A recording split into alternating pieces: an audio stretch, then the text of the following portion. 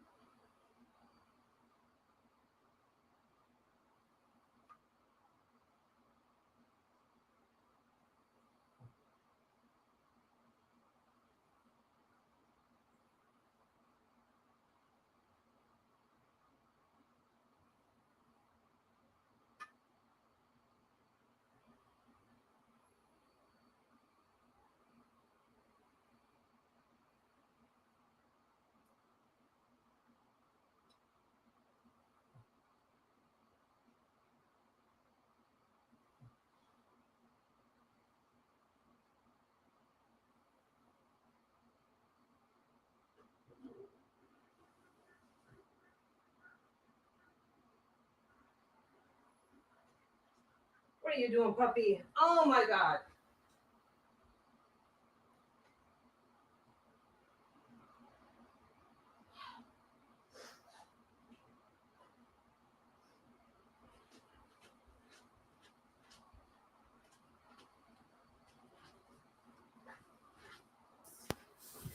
Oh, I can't put that there. I can't put that there. I have a big bag of batting that I have to basically sit beside my chair because I can't put it over there because that's where the dog is now sleeping. Check it out. There she is. I used to have a box sitting there with all the memory foam pillow stuff. Hi, Moira. I used to have a box sitting there with all the. I had a big box sitting there because I had all the memory foam pieces that I was using as pillow batting. Okay, and I made Lisa a big ass body pillow. Used up all of my leftover stuff, which was awesome. Anyway, first thing the dog does is kicks her blanket into the blank space, and now she just literally stole it. So we just moved her little bed in there and let her have it. So what is new and exciting with everybody else today? I'm sure there's new. Artemisian says she's doing a artsy craftsy project. I brought my decks. If anybody has a question, I am still hyped up about the decks. And now that I have my decks, my way in my voice, I am like super excited to use them. And you can only, this is actually, I keep my water for my iron like that. I can sit there for a minute. I gotta fill up my iron in a minute, but I'm being lazy.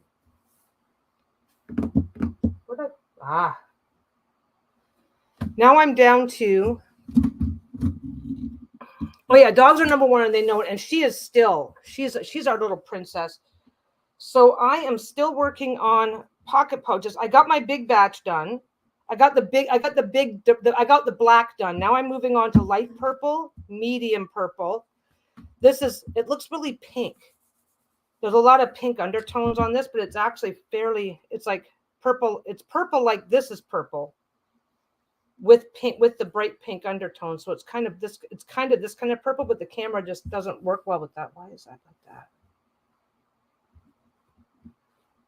Why do I only have part of it over here? Okay, so I've got light purple and dark purple, then I've got 2 shades of blue. But these are easier because I've only got like, well, that's why. So I've got that. And that is next. Art and design. Yeah, it's like a magenta. So I've got that. I've got that. So I'm doing that with a darker purple thread. And then I'm going to do this with, this is almost lavender because that's what this one is. This one's very Celtic knot looking. I found some more of it. I actually try to keep this one on hand whenever I can, and I keep getting lucky and finding more. So that's going to be dark purple. That's going to be like a lavender. Then I've got this. Is it just the one? Yeah. So I'm gonna do these ones, but they're gonna go on to that one. So I'll cut that one as I go. This one, you know, maybe I'll just do this one and get it out of the way. I've got one. I've got exactly one of these. Are you making magenta reading cloths with that magenta fabric? I absolutely plan. I always plan on it, and then what I've got to do. What I do is I plan, I'm going to do this, I'm going to do this, I'm going to do this. I haven't actually made reading cloths in a while because every time I start going, oh, okay, I've got some time to do, you always have to prioritize, right? And I'm going to stop prioritizing and just start going in order. So it's like, okay, I think I'm just going to start, I'm on the smalls right now. So I think I'm going to go smalls and standards, then 2 pocket. I don't know. It's a matter of you always got to figure out, oh, I'm almost out of this. I better prioritize this. I'm almost out of this. I better prioritize this. And the next thing you know, you look up and you realize, oh, it's been 6 months and I haven't done any of that. So I'm going to do just this little blue guy, though, because I've only got one. I got to change my thread anyway. So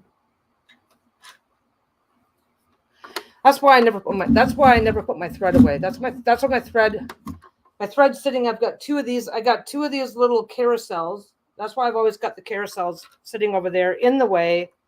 Knock them over all the time. Anyway, yeah, if anybody decides they want a reading, that gives me an excuse to take a little mini break. So if you do want a reading, just put your request in. I said it. My pity aggressively burrows under all the bed covers and sends all my decks flying. These guys, if they've had a bath, my God, Shayla aggressively just gets under everything, and she's just a little dog, and she still manages to down up. Okay.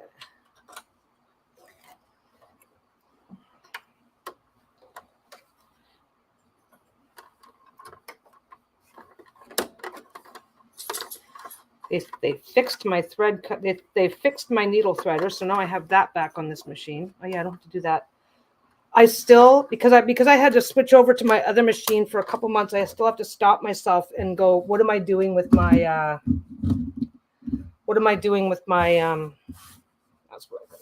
with my stuff. And I go to reach for something that's like, wait, that's not there. I'm on the other machine now. That's fine, because by the time I adjust back I'll adjust back to this machine, and then I'll work on a project where I'm better off using the other machine and fuck myself up all over again.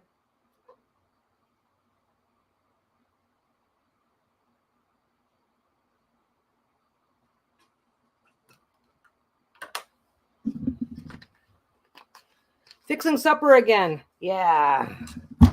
Enjoy your dinner. Yeah, I just keep a bottle of water like that. I got a big crimp here, so I'm just going to give it a quick blast.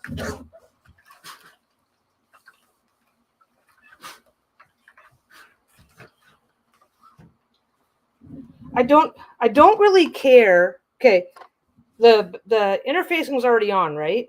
And the crimp was like over here, but I've got the time and the resources to go back and give it a quick blast, because even if it's way over here, it can still. you don't, if I don't have to fuck with it, I don't fuck with it. So this fabric actually has an up and a down. See all the plants. It doesn't look, you can pretend that it doesn't, but then when you start looking at all the plants and you see where the bottom of the plants is, the bottom of the little leaves and stuff are all in the same direction. So I always put my fabric down so that it looks upright from this angle. It's a dream of mine to have more of your reading cloths. Okay, by the way, guys, okay, I mentioned this before. I'll mention it again. I don't technically take custom orders because every now and again I'll get so flooded with them that I just take. At one point in time when I was actively taking custom orders, I would take weeks to find the time to do a custom order because I had so many. But a small number of custom requests, you know, from people that you know, from the in crowd. I wouldn't make this as a general announcement on Lisa's channel because I would get too many requests. But if you guys ever have a request, if you guys see a fabric and go, hey, if you have enough of that for blah, I'm happy to like slot that in. Because when it comes, especially reading cloths, because when it comes to reading cloths, I might do a 15 by 15, but you're actually looking for a 20 by 20 or a 20 or a 12 by 12, that sort of thing, right? Especially when it comes to reading cloths. If there's any particular reading cloth that material or size that you're looking for, just shoot me a message through the shop. Because you know, we're a small enough little group here that it's going to be nearly impossible. It's impossible for this little group to overwhelm me with requests. Did I finally say it right? Okay, here's my thing. First I say it the fucked up way, and then I say it the right way. I like this little group. I like that it's small. But yeah, if you guys have any particular requests, then absolutely hit me up. If I can do it, I'll do it. This one here, this fabric here, I actually have quite a bit of it. There it is. And again, it's a little bit more there. That's about the right color. Depending on the camera angle, see, as I get in the color, as I get in different angles, it looks way pinker. I don't know how to describe it. A cloth, yeah. Oh, well, for starters, I do custom. I do reserve. And let me just go look it up. I mentioned this recently. We got to go find it. I mentioned this recently. I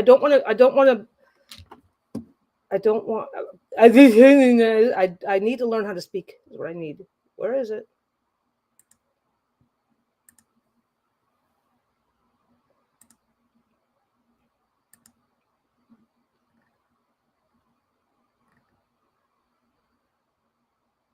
Oh, that's stupid. Okay, sorry. There it is. Okay, wait. Copy that. Copied. Okay.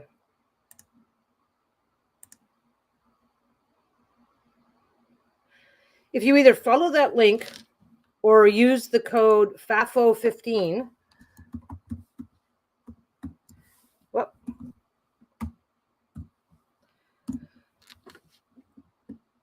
that is a code for 15% off anything in the shop. I don't know if that helps or not helps, but again, this is a small group. It's not necessarily a super hyper state secret, but it's also, I mean, anybody who has to shop anywhere, anytime, for any reason, knows what I mean, and I don't think I have to. Anyway, so that's a 15% off. Hey, there's nothing wrong with being aggressive and pushy. Right now, right this minute, there's no plans for the cloths or anything. The only place for us to get the fabric, the only place that I know of right now to get the fabric would be for Spoonflower, and to be perfectly honest, I don't like their fabric. So, goes there. They use a digital print process, which is not a bad. Okay, I have to iron this. 2 seconds. Oh, come on. Why is that? Oh, it's around the wrong side. There we go.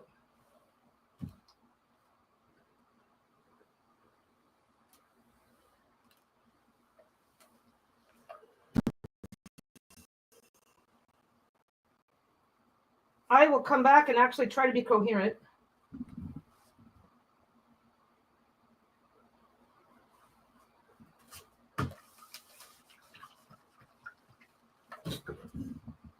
Okay. I am not a big fan of Spoonflower fabric because if the more color you have on your fabric, the more waxy it feels or plasticky. Absolutely pushy and demanding. You know why? Because it's a small group. It makes it easier all the way around.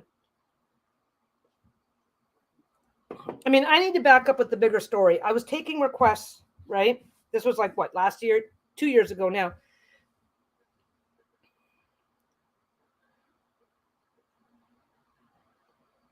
I'm in the UK, so postage plus VAT is a thing.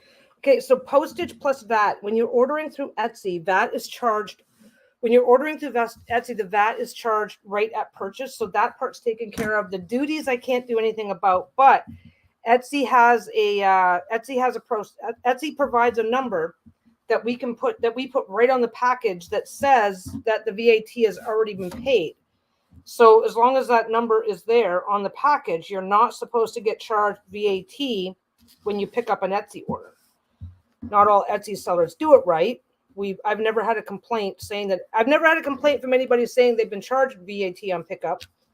So don't forget, if you're following along at home, that this is where you stop and pin everything. I have a lot of practice.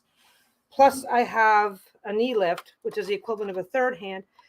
Anyway, I'm not fond of Spoonflower fabric, which has been an ongoing conversation as to whether or not I want to do. If I were to do custom bags, I would want to do custom fabric. Order fabric with the actual dragons on them. So I'm not sure what we are. Okay, I'm right now, right this minute, there's no plans to do anything for Sassy Dragon, anything for stuff that I'm going to sew. That's just, we have to find a fabric that I like better. I don't mind Spoonflower for specific things, but for other, yeah, it has a really weird, the more color you put onto a fabric, the more plasticky it feels when you get it from Spoonflower. So it's like, and I don't know what it is about their process. I might think about something later. But it would definitely be later. Oh, perfect. You never get charged. Nice.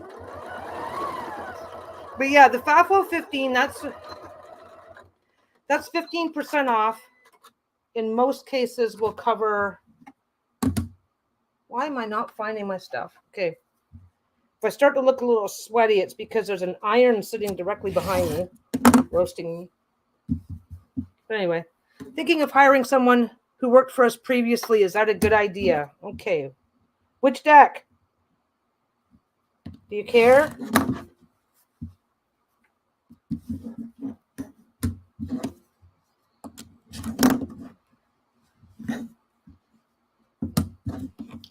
But anyway.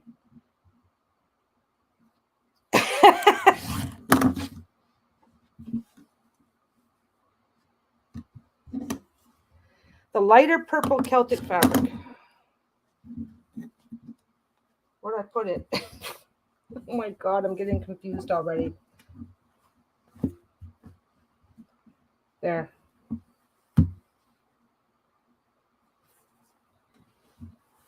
So this one, just leaving them all out so they don't get a big mess. There you go. Whoops.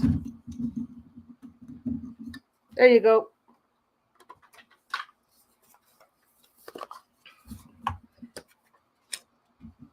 Do, do, do. Do, do, do, do.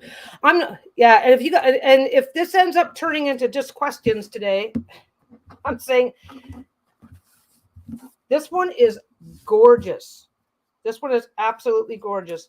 I actually have a decent amount of it too. Well, okay, not tons. I think I've got 2 or 3 yards.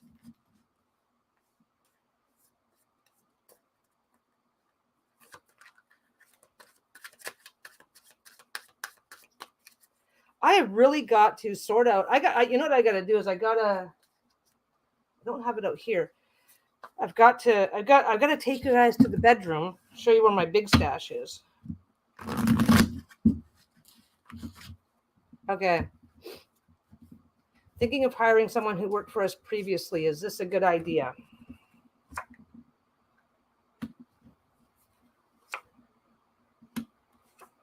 Okay, now I usually read with reversals, and I haven't been the last little bit because you know, I wanted to show off the deck and not go super crazy. So I'm gonna read this with reversals. So Ace of Cups, Ace of Pentacles. Ugh, bad camera. Let's switch cameras. Ace of Pentacles, ka-ching, baby. When opportunity knocks, remember to open the door. This was reversed. Now, it doesn't automatically mean that it doesn't automatically mean that you're going to lose money. Let's look at all the cards. This was reversed as well. 9 of Cups, you are the shit. Revel in it. Reflect on what makes you truly content and seek more of it. And then the last card, which was upright, was getting bigger, badder, and getting bigger, badder, and better, bitch. Oh my God, I'm trying to read this. Getting bigger, badder, and better, bitch. You're being called to evolve. Whether or not you answer is up to you. And now this was upright. So now I don't read. This is. I do not read exact reversals. I don't. Every now and again, you do read an exact reversal. I don't read exact reversals, but I read so the Ace of Cups and the 9 of Pentacles, they were both reversed. So, ka-ching, baby, when opportunity knocks, remember to open the door. 9 of Cups, why, yes, you are the shit. Revel in it. Reflect on makes you truly content and seek more of it. Okay. These are both amazing cards when they're upright. It's like, oh my God, this is a great opportunity. Rehire this guy. You're good to go. Okay. So when this card is up, when these cards are reversed right here, what I'm thinking of is that this guy stopped working for you for a reason. So if you're looking at, oh, he did good. Okay, so you're looking at the past. I'm not seeing this as reversed. I'm kind of seeing this in the context of your question. I'm kind of seeing this as in the past. Ka-ching, baby. This guy was a good worker. You guys you guys didn't lose money on having him around. Like a good worker will earn you money, right? So you're thinking, so you're basically in the past. Yeah, he was. Why, yes, you are the shit, right? Wait, why, yes, you are the shit. So I'm seeing that he was a good worker. You got along with him really well. You made money. Things were good. Things were fine. But that was in the past. I'm not seeing this as exact. I'm not seeing this as opposite. Oh, you'll lose money and he'll be a shit worker. But it is in the past. He left. He stopped working. There was a reason why he stopped working for you. Those same reasons haven't necessarily changed. Did he take a different job for more money? Well, he's still gonna his own. This person, if you hire this person who worked for you previously, it's not necessarily going to be, it's not going to be exactly what it was, right? It's not necessarily going to be bad, but that was in the past. Whatever reasons he had for leaving don't really change. She was a good worker, but she made a massive mistake that cost us money to fix. Okay, so then if that's the case, because I was honestly thinking about, you've got good memories of working with this person in the past, and I was thinking that, yeah, she made you money, but if that was the case, like, has she learned from those mistakes? Has she learned how to not? This may be an exact opposite then. I was thinking past anyway, but I'm guessing that you got along with her and enjoyed working with her, but there was a reason why she had to go. Those reasons didn't really change. So it doesn't necessarily mean she might be just as prone to making expensive mistakes. And then the Judgment card, getting bigger, badder, and better, bitch. You're being called to evolve. Whether or not you answer is up to you. So I don't think it's necessary. Okay, judgment in the context of this particular card, it's like everybody's rising up, going to heaven. It's not necessarily a bad thing, but I don't think you should hire her with an expectation that it's a permanent thing. If there's an advantage, be very sure that there's an advantage to you in bringing her back, because those same the same stuff. I don't know how to describe it. Like, I mean, I've seen people make expensive mistakes and still keep their jobs. She didn't, right? I don't know. I'm not. Now that you said that, I'm like, well, now I'm not so sure what I think, because honestly, I think there is some nostalgia in the past. I think there's some past nostalgia of a positive working relationship, and I think honestly, with the Judgment card being where it is, my first flash was you can do better. But maybe this is what you need right now. But you need to you do need to really use your judgment and ask yourself, if this person, yeah, you know what it is. I hate giving bad news through the cards, but yeah, your past fond memories does not change the reason why your past fond memories does not change the reason why she's no longer working for you, and does absolutely nothing to guarantee that your relationship with her now is going to get any better. How can I visit my elderly, ill father being continually bossed around by him? He knows he's supposed to get up, help himself. I fall into a trap of wanting to help to his and my detriment. Ooh, I think we're doing readings today. I'm gonna move this cloth out of the way. I'm gonna do two things. I'm being awkward because I want to move some stuff around. Okay. I literally. Which one? Somebody asked about. Hi Trish, I'm sewing. I'm sewing. So the next reading is this the one you wanted to see? Is this the cloth, the fabric that you wanted to see? Or was it the, this is going to be the backing fabric. This is going to be the backing fabric for this, which this is a brighter fabric, but it does go almost this dark. Magenta. I'm bad with magenta. I thought magenta was a purple. The backing fabric. This one? This one here? Or the backing, or the backing fabric for the other. This is the backing fabric for this, but in the picture here, let me see if I can get it. This is looking a lot more pink than it really is. Oh, thank you, Marian. I am, my energy is still all over the place. So I have recovered from, it's hard. It's a real fight. Yeah, when you look up here, how it gets a little darker. There's definitely pinkish undertones, but it's not nearly as bright as the camera is making it look. Yeah, when you get into this section here. So this is a really nice fabric, and it pairs very well with both of these. Oh, I forgot to let me see. Okay, I gotta do that. Oh, I gotta take that. I'm getting bad here. Yeah, so that's what this one is, and that's going onto that. This is a really nice fabric. It shows up when you get in closer, and you can see the moon and the sun and stuff like that. That's really nice. This is a really nice fabric. It has a bit of a sparkle to it, just a bit. So it's a fun one. We're going to put that out of the way. Where's my... I'm finishing this bag in about 20 minutes. Okay. Okay, let's get that one up there. So Laura's question was, how can I stick to my boundaries? I am working on pocket pouches, by the way. How can I stick to my boundaries? How can I visit my...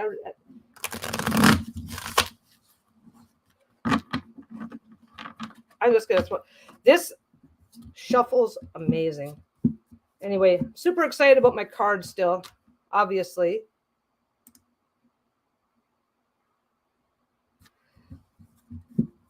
With the purple there, yeah, just send me a quick message and let me know what color you want. I mean, what size you want. Like I said, I forgot to tell you oh my God, I'm distractible as a squirrel, so I'm not shuffling well today. This deck actually go watch somebody who actually, and I do shuffle. I enjoy shuffling, but I think Danny just put up a Danny Mystic. I think she just put up a video today. Lisa told me about it. Okay, so yeah, so basically, what I was doing is I was taking requests and custom orders, and I got so overwhelmed that I had like an entire month that I couldn't put anything into the shop. I was doing so much other stuff. It's not a bad thing, but it can get a little overwhelming, because right now, like if I wake up and I'm not feeling the greatest, I can just not work. But if I have a whole queue of stuff that people are waiting for, it changes everything, right? So I stopped doing it just as anybody who wants anything. But yeah, for you guys, like I said, this is a small enough group that we can all take advantage of that. Okay, what's a better word? Taking advantage sounds so negative, but because this is a small group, we can take advantage of that without anybody having to feel okay. Okay. So the card that jumped out was the five of wands. I'm not gonna. There we go. 5 of wands. Can you guys see that? Okay. For me, it looks a little weird if I start getting too close. This says, yes, this is a dick measuring contest. A healthy competition can reveal hidden strengths and talents. So this is what jumped out. So how can I stick to my boundaries? Now, your original comment was, how can I visit my elderly ill father being continually bossed around by him? He knows he's supposed to get up and help himself. So I fall into a trap of wanting to help it. This is literally a power play for him. And you need to keep that in mind. For him, this is a dick measuring contest. I don't need you to tell me what to do. I'm going to tell you what to do. This is 100% competitive energy coming from him. Now, don't forget, sometimes people get, I'll get down to the next cards, don't worry, but sometimes people get so caught up. Sometimes people get so caught up in, sorry, I'm just making sure I don't, so sometimes people get so caught up in being competitive that they do so to their own detriment, and you're going to have to keep that in mind. It's like, yeah, great, Dad, thanks for being a competitive dick. Now do what you're told. So, oh, he's passive aggressive and a shrink to boot. Well, I'll tell you right now, some of the most competitive people I knew were passive aggressive. Because when you're passive aggressive, there's no losing. There's no losing. Well, I asked her to get that for me, and she just wouldn't do it. Well, I know that's what you think. Passive. There's a way to be passive aggressive where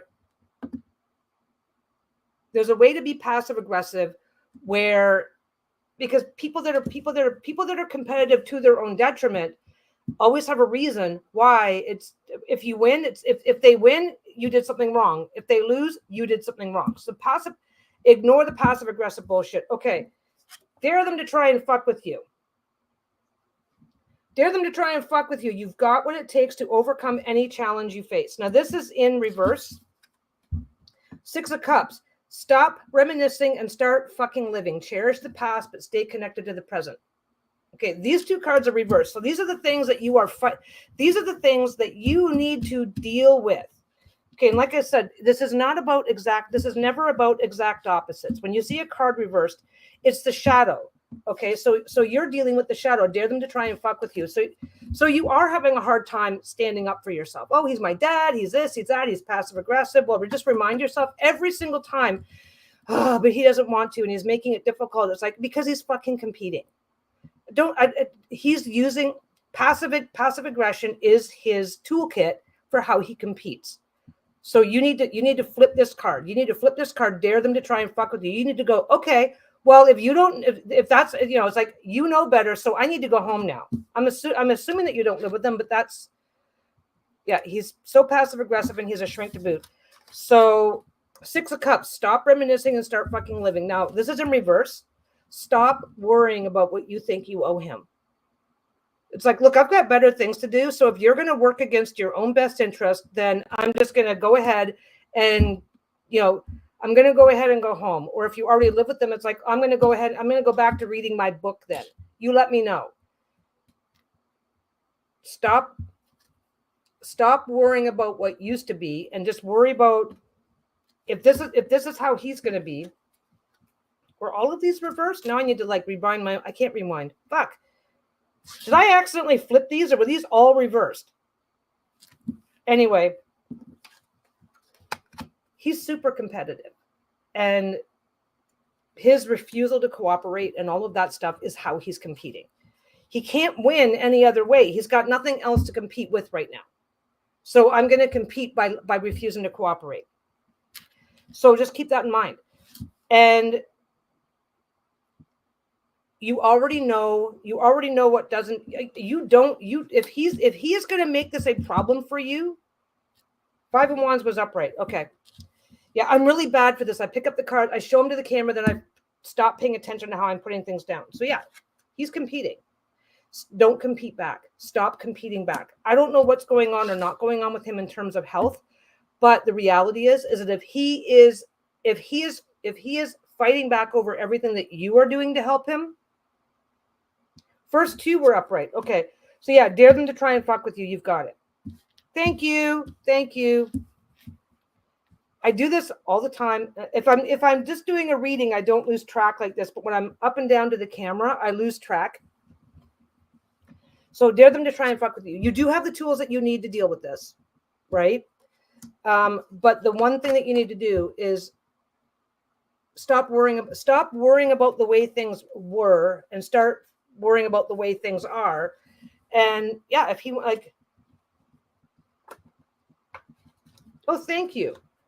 But yeah, if there's a way, okay, if there's a way for you to walk away in the moment, especially in the moment, it's like, okay, well, hey, Dad, I'm here because we have to. I'm here because you need to get up and walk for 10 minutes. I'm here to help you with that. I don't want to do no walk, and I don't want to do no this. I don't want to do no that. It's like, okay, well, you've got 2 choices. You can get up and walk, or I'm going to just get going now, and you can take care of it when somebody who you really don't like fucking dealing with shows up, or you already know, and obviously never forget to call a friend, never forget to call somebody and say, hey, this is, yeah, Trisha has the same problem. Yeah, there's a certain competitive energy that a lot of people have, and passive aggression. People that are passive aggressive are quite often competing by being passive aggressive because they don't want to, it's like, I'm not going to challenge you to a foot race. So I'm just going to challenge you to make sure that you are stepping back and making room for me to win, whether I'm actually doing anything or not.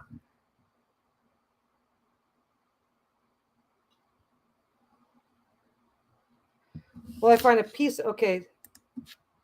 Robin's having a bad day.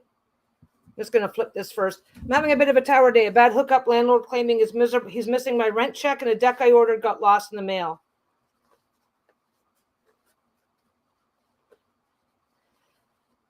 Okay. NSFW, Robin?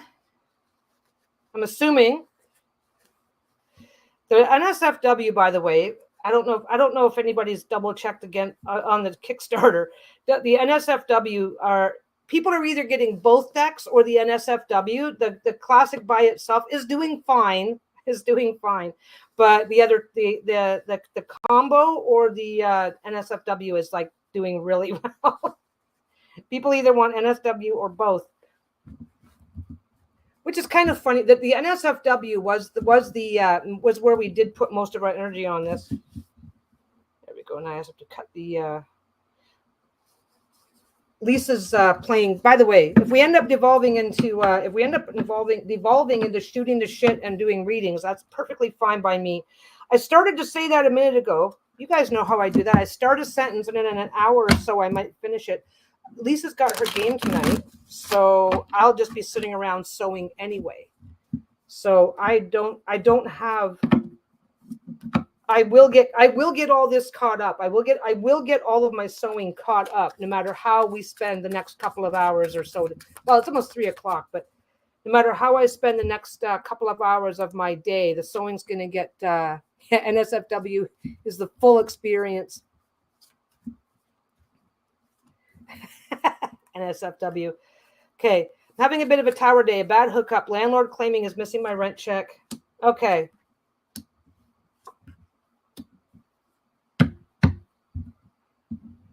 Okay. So now this is interesting. I usually draw 3 cards. You've got a bad hookup, landlord claiming missing the rent check, and a debt got lost in the mail. I don't think it's 111. Now, let's see if we can keep better track of this. So this is the moon. Why, you kinky little fuck, explore the unknown. You never know what you'll uncover. So, and I remember that you had a reading, that I gave you a reading, and you were asking about like Tinder and stuff like that. That was this way. So I don't think it's something you should worry about. I don't think it's something you should worry about in a definitive way. Everything comes with its learning curve. So that by itself is something that learning new things, even when they're super exciting and whatever, can still come with their hiccups. So I'm not seeing a problem there. The next one is the star.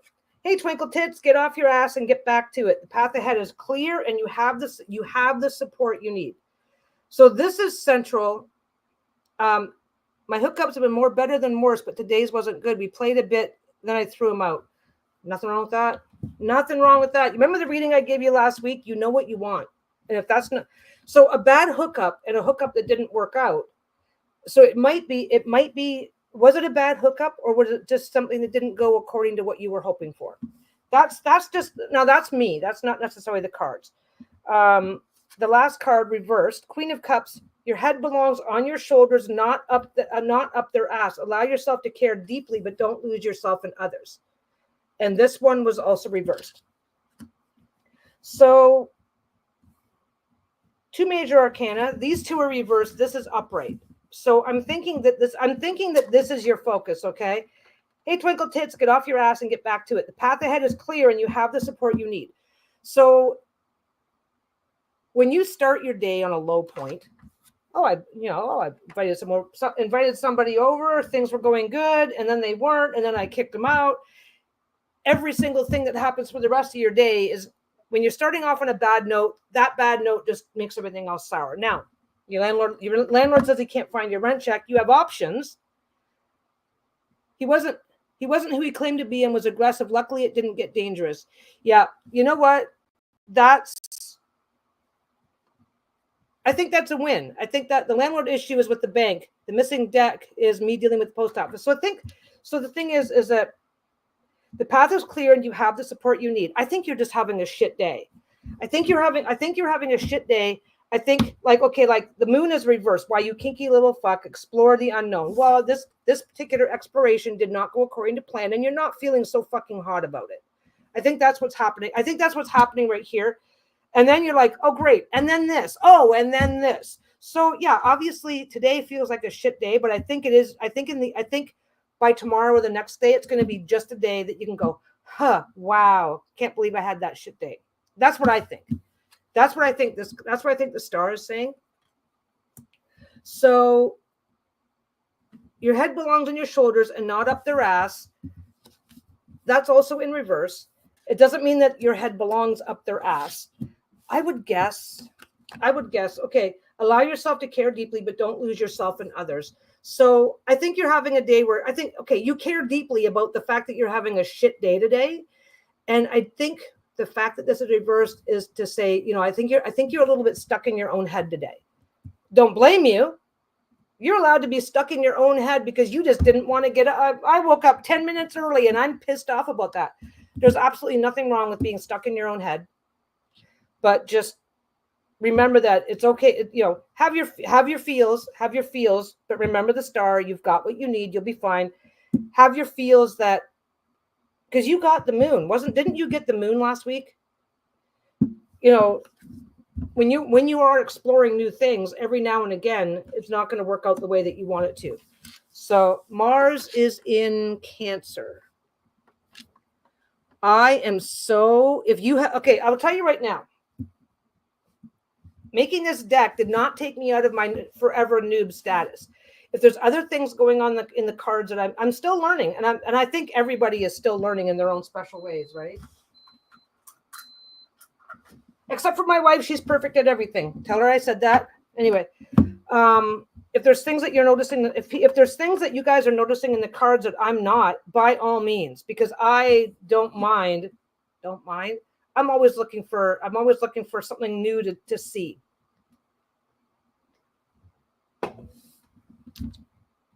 No, I think, yeah, you are having a shit day. But keep the star card in mind, and don't let it turn into a shit week.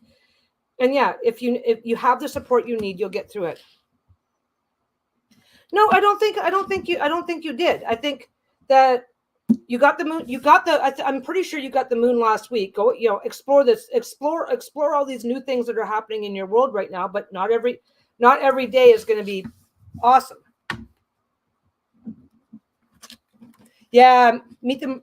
There you go. See, look at that.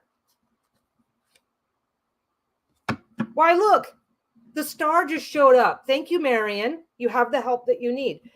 Honestly, there's plenty of people out there with good advice and good thoughts and good ideas that will help you avoid reversing the moon and let you relax and enjoy your exploration. But I think situations like, and again, the star, like you have an issue with the bank. When one bad thing happens, it just, you notice, when one bad thing happens, you tend to notice all the bad things, right? So that becomes a self-fulfilling prophecy. Having you're trying to have a good time and it doesn't work out well, and then you have to kick somebody out. That's not going to feel good, and that's going to leave you incredibly sensitive to every other potential piece of negativity, probably for the next couple of days. Don't be surprised if you're a little sensitive for the next day or two. Aggressive energy doesn't love living in a watery sign right now. So landlord, love interest are competing for desires for homey life you are yearning for. That makes sense. That makes sense.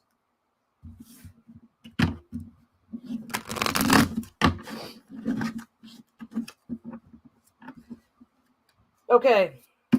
Am I getting back to work for a few minutes? Shit. That's right. Okay. Put my cards away. I mentioned that this is how good Lisa is. See the gap down the sides there? Lisa checked in. I think I already told you about that. There's still going to be a,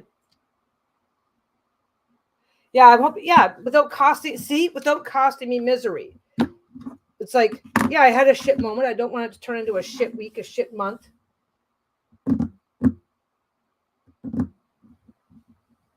There it is. I have a little hook up there that is just big enough to hang this on. Do I remember to hang it up properly? Okay.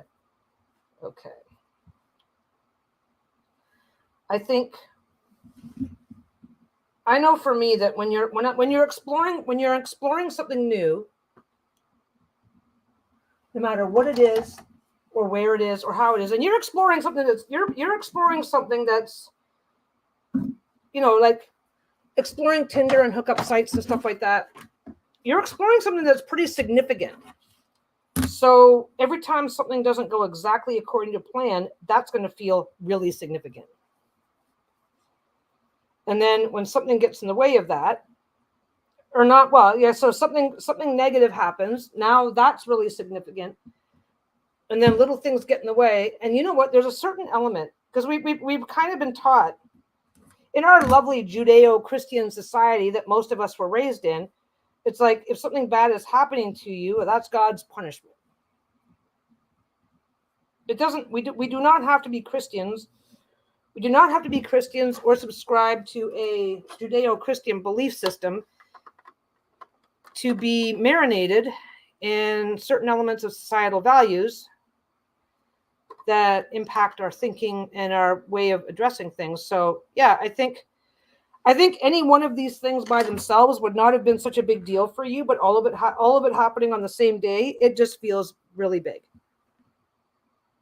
My boys are doing fine. They're always doing fine. Okay. Do. What am I doing here? What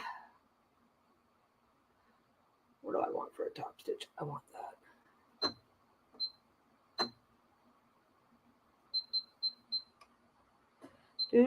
Do. That's fine. Okay. Yeah, it takes a while to get past up here. So what else was I going to say? Oh, I'm doing... Come on. Oh, yeah, that's perfect.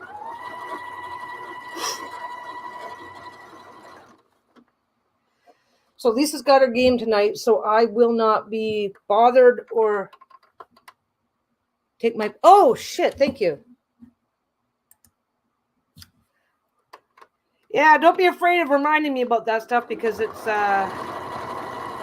I am distractible. I'm still dealing with the squirrel energy, which is fine.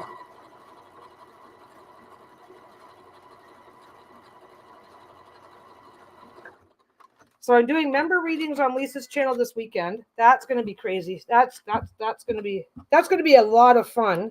I have no idea how many questions she's got yet, or if she's even got her post up yet. I'm definitely planning. Oh, there's too much. If you start to singe, I don't know if you can see it. There's way too much here. If you start to singe and realize there's too much, stop and trim it. You really don't want this stuff flaming up.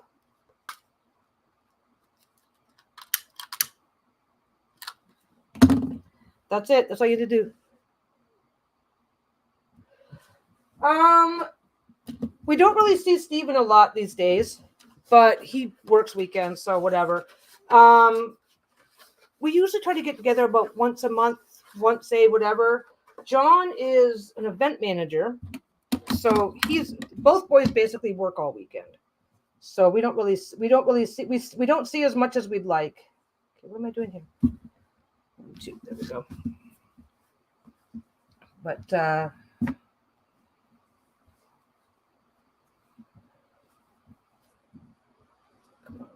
on.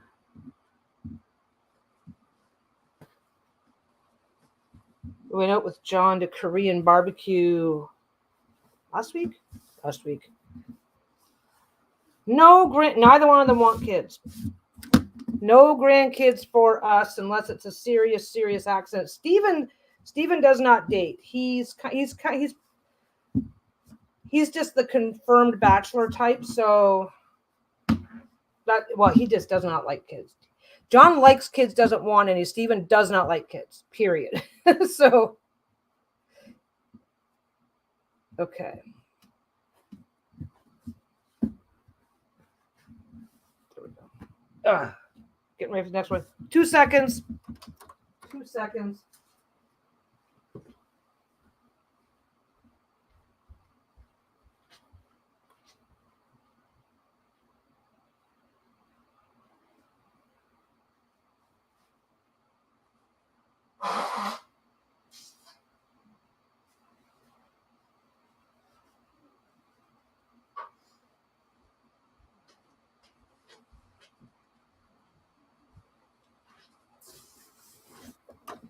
Okay, switching thread. I used to basically leave the same thread for a while there. When I was first starting out, everything was like all black thread, and then as things started, that was years ago though. But as things started getting easier and easier. Hi, Gail. Thank you. These are not custom cloths. These are just going into the shop. These are just going into the shop. I don't have anything custom planned. I'll do custom sizing. Oh my God. Okay, I've got a big mess over here. Erg. Yeah, we checked. There it is. I have to make a bobbin. Yeah, we checked the Kickstarter this morning and it's like, oh my God. You guys have no, I'm like stunned and grateful at the same time. It's like crazy. It is.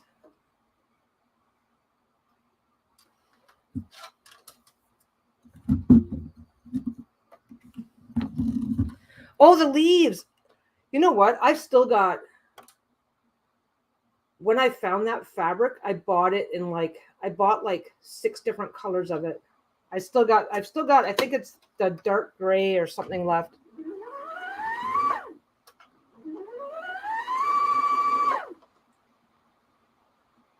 Come on.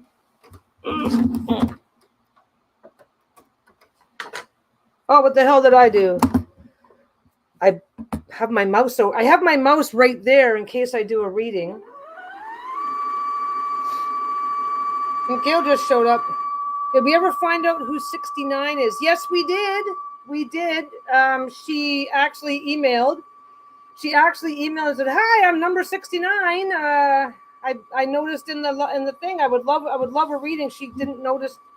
She had to leave and didn't notice. But when she came back to watch the rest of the launch party, she spotted it. And Lisa actually looked her up and confirmed that, yep, that was number 69. So I'm going to do a reading for her and email it to her. But you guys don't have to worry about that, because if you guys were, this excitement is not going to wear off for a while. And if anybody, I already mentioned it earlier, I think Gail, you just showed up. Anybody who wants a reading, just ask me the question and let me know what deck you want me to use. I've got both decks with me and way too much energy. I am really, we knew people were going to like the deck, but the degree of excitement over the deck has been surprising, like in a good way, surprising. Okay, so this fabric, this is how you check a fabric. Okay, this one. I was just going on. Oh, of course you're going to do the thing now. Come on, you crappy little. I need moisturizer is what I mean. Look at that. Okay, let's just switch cameras for a second. I don't think I'm going to lose interest in this deck. Okay, so this one here, if you look at this one here, it's like, oh, it doesn't matter what direction it goes in, right? But then you look at the plants and you can see that the bottom of the stems all point down, right? So that's how you tell this is a one direction fabric, because even though the moons can go either direction, there's an element of it, this plants that only go in one direction, right? Oh, I'm glad you like this reading. So this is a 2-directional fabric. Actually, this is a 4-directional fabric. When you start looking at it, when you get in here and start looking at it, and again, you're seeing all this random. Yeah, this is a really nice one. You see all the randomness, right? So then you have to start looking at the elements of which way the plants are, which way the stems on the plants are facing. There has been more than one occasion in my world. There's been, and I think the other camera finally settled down. Yeah, settled down. There's been more than one occasion in my world where I've not noticed a small detail. Okay, if it's only a small detail that's one direction, sometimes you can ignore it and life won't get bad. This here, you look at this chaotic jumble, right? And it's like, yeah, okay, it doesn't matter. And then you look at that moon. All the moons go in one direction. All of them. So there's a moon on this fabric. There's one here that's not going to be on the bag. There's one that is, right? So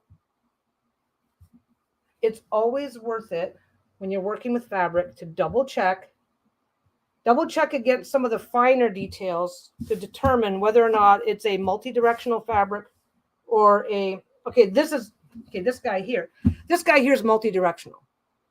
There's stuff that points in every direction and it doesn't matter, right? But always take the time to double check your fabric. This fabric here, where's everything? This fabric here, what I still do though sometimes. Yeah, you know what? I for a while, you have no idea how much shit I threw out. Okay. What I'll also do is I already know this section here, because of this particular design, you'll get the hang of it when you do it. If you start doing something and you do multiple of the same thing, like obviously I'm going to be doing like 50 of these, right? I'm doing multiple of the same thing. You get the hang of this end here. Whichever end you sew this at is going to be that flap. That's the first piece that I'm sewing down, right? So I always take this piece and I look and see, because every now and again, the way things are clustered, you might get a cluster where everything looks like it's upside down. This one doesn't have it, but every now and again. So I always still double check against the one. I've got 3 of them. I double check against the first one, so I'm good to go. Anyway. No, I am super distractible because I did not thread my machine. Did not thread this. Yeah, I don't think I'm going to lose it. I don't. Okay. This is a whole weird rabbit hole for this deck, though. We were literally, okay, you guys have seen me do it on a live stream, I'm pretty sure, where it's like you're just shooting the shit. It's like I made a joke one time. We were joking about what were we doing? Now Lisa's the first time we ever talked about anything, the first 40 times, the first however many times, we were talking about, we were shit talking is what we were doing. There was never, Lisa never started making decks with any plan for me to make a deck. There was never a plan for this. Never. It just started out as shit talking, but it evolved. I don't think I'm going to get tired of it though, because it's my voice. I often put a clip or a cut or tiny notch in the top so I know the direction of the print when I'm sewing. I forget what I used to do. Maybe I even did that. Oh, you know what I used to do? Because I don't mark until later, so I would just put a pen mark or whatever. Now, you know what? It's just so second habit to just double check that I just don't have to do it anymore. But then again, I've got more than one quilt where this shit's on upside down, where everything is going a certain direction except for the last block. So I need to do my next project as a, I've got a couple of ideas for a quilt project in mind. I just have to get them done. But yeah, I know it was like really weird, but I'm just still babbling about Robin's question about getting tired of it. I don't think I will. I don't think I will for me personally, because one of the things that we did, we went through every card in the deck, and it's like, well, what do you usually think of? What is, because I'm we were joking. It started off, we were joking. Well, and it really was. It was like, oh, ha ha ha. If I did a deck, it would be a shit show. Ha ha ha. Well, if you did a whatever, what would this card look like? What would this card look like? And then we realized that that's exactly how I see the cards. I often put for some reason, you said clip or cut, and I thought it said clip art, as if you made a whole new comment. I need to get out more. Anyway, no, it's been, I think it's going to take me a really long time to get tired of it. And I've still got a shit ton of decks back there. I think that by the time I've worked with this deck for 6 months or so, I think I will do more readings more often. And I think by the time I've worked with this deck for a while, I think my memory I still always grab the books and whatever, or consider the keywords. But I think my memory and retention. Why did I do that? Oh my God. Okay, now I got to sew it. That was stupid. I am so distracted today. This is why I don't care if I just sit here doing readings and chatting versus actually getting sewing done. And I will be, oh my God, I started that sentence 6 times. Lisa's got her game tonight, so I'll be sewing all evening anyway. That was the punchline. So yeah, when it's your own creation, it has more depth of meaning to you than anyone else. At least that's what I found about mine. Absolutely. Yeah, you guys know Robin's done a couple. You've done a Lenormand and a, was it an Oracle? I don't know why I'm having a brain cramp.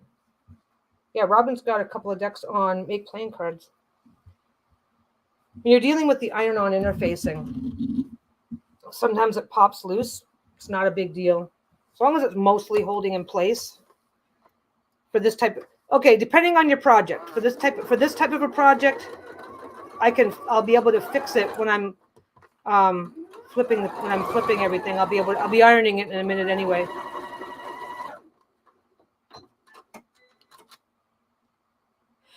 She plays it just right across the room, sitting on the couch. No, she plays it right here. She has a small area set up in the back. There's a small area that we basically set up in back, right beside the bed as a filming space, but it's more comfortable to just chillax on the couch. So she does.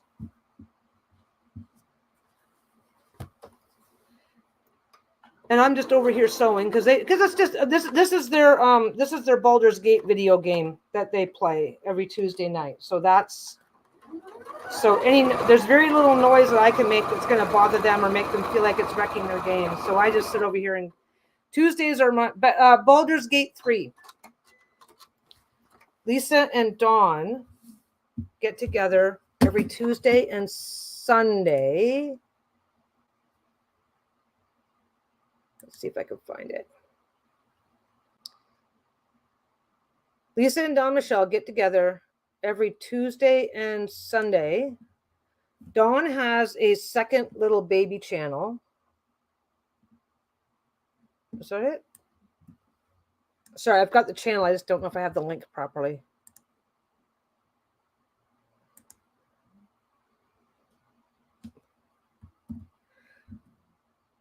So this is Dawn Michelle's second. She's got her regular tarot based channel. This is Emberlore Plays, and she does Baldur's Gate streaming. They stream a it's just literally low key, relaxing and hanging out. Okay, so why do the dogs let you guys alone to work and play games but not to stream? The reason why they don't let us. Okay. Oh, there it is. I thought I just sewed I thought I just sewed this to something, but I didn't. It's over here. The reason why they leave us alone is because Bruno is a jealous little fuck. I love my puppy. Look, that's great. I love my puppy. Basically, Sheila leaves us alone. They'll come over if they want something. Well, we need to go outside. We need whatever, right? Then they have no hesitation to bother us. When we are streaming together, we're sitting together, which means that Bruno is jealous because Bruno is in love with me. So whenever I'm giving my attention to somebody else by sitting close enough to touch them, Bruno is like, you can't do that. You need to be, where's my attention? Why are you not petting me? Why are you not? So there's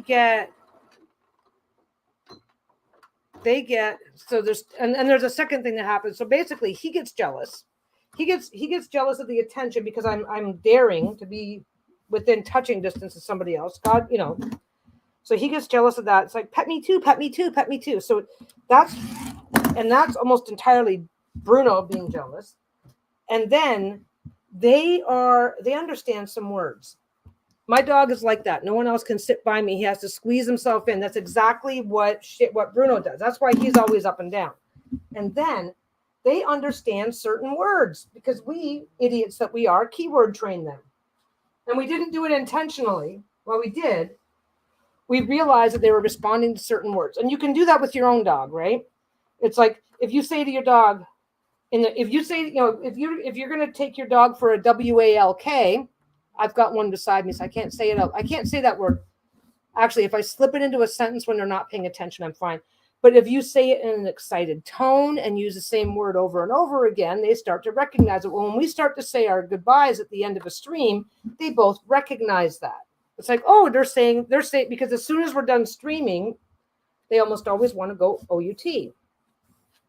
So as soon as they start hearing those words and start realizing that that's what they're doing, they start freaking out because they're precious little puppers.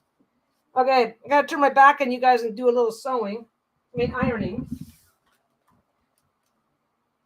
And I gotta pick up stuff that I'm throwing on the ground. That's supposed to be over there.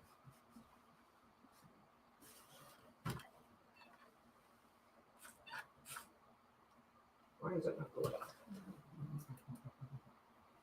Okay, it must have been just about to turn itself off. If I spell out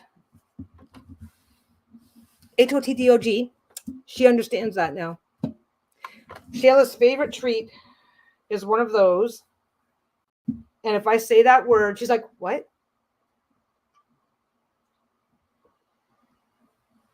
Because to them, don't forget, to them, they're not identifying an individual letter.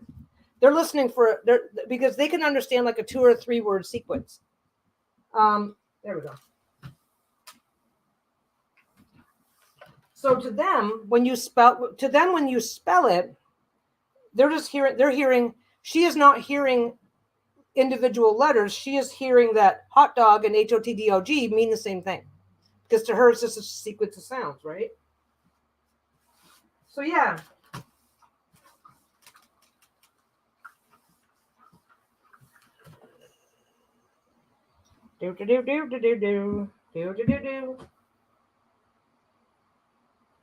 All I'm doing over here, by the way, is I'm just taking this, opening it up, run the iron down there to open it, and then just finish folding it. I know you're supposed to, okay, what you're supposed to do is run a hot, dry iron to relax the seam, then do your flipping, but I just find, for some reason, this just works easier for me.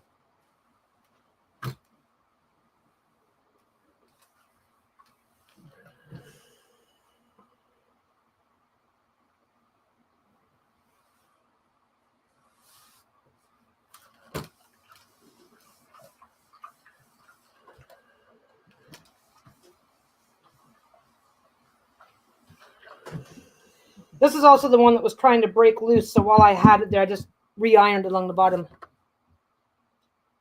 Yeah. Oh, no, we do. We have to use interesting words or hand gestures or something because these two, because they are keyword, and we keyword them for other things, right? What we realized, okay, we keyworded them by accident because what we realized is that they were responding to certain. We realized that we were using certain specific words all the time, and they were reacting to it the way we wanted them to. So I was like, oh, wow, they're really smart dogs. They respond to what we say. So we started doing it on purpose. And now we literally have to spell things the way you do for a toddler. It's crazy.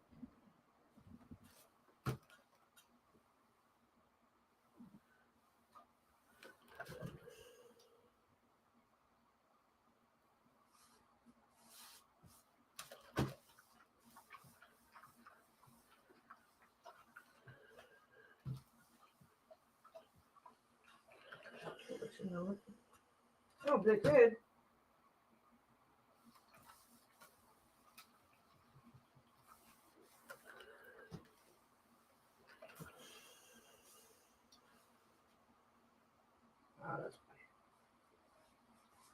Okay, this one here, I can feel a small crease. So with iron-on interfacing, as long as you're not making big major changes, just peel it back, smooth it into place, get that wrinkle out. You cannot push out a wrinkle on iron-on anything. On iron-on products, you cannot push the wrinkle out the same way that you would push out a bubble. That's where it started. It's all the way to the top. because I'm not making any major significant changes, I can basically take the entire thing off. There it is. I can basically take the entire thing off and start over. But I will say, if there's too many wrinkles, I'll throw it out. If I can't resolve it, I will throw it out because it's not worth my time. If there's too many wrinkles and issues, then you will need to like take the whole thing off, but you can peel it off. You can peel it off and start over. This side of the fabric will be a little sticky. So you don't want to take this off. This is less sticky. This is a little bit sticky. So if you can't resolve it and fix it, which I'm about to do, yeah, I just took it off. I took it off almost to the top. If you cannot resolve it and get the wrinkle out, then you can't really reuse either this or this. And for anybody who's been hanging around for a while, you'll notice that this is like the first time that I've encountered this. It doesn't happen a lot. There it is. It's an issue on this one for me because because the coloring is exactly right. That it's a little bit of a bitch to see, but that's okay. There we go.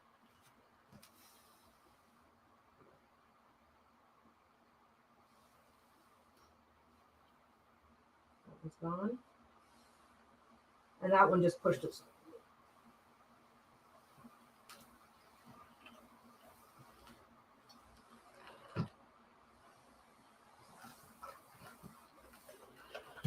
There we go. And then always double check, and it's gone. Okay. If you absolutely have to, this won't be as sticky, but if you absolutely have to, you can reuse this on a different piece of cloth. Just don't iron it and set it aside for a week or a month or whatever. If you absolutely have to, you can reuse this, but the fabric itself will be a little sticky. So you're not necessarily, if you can't do the fabric. Oh, that's just thing. This particular fabric has, there it is. This particular fabric has a little tiny bit of a roughness to the texture because it's got the little sparkly and stuff, the material, the stuff that it's that the coloring's made of. It's like it's got this ever so light. It's almost invisible, but it's a bit tiniest bit of a sparkle to it. So there's that. Anyway, some fabrics are more prone to wrinkling up under the interfacing.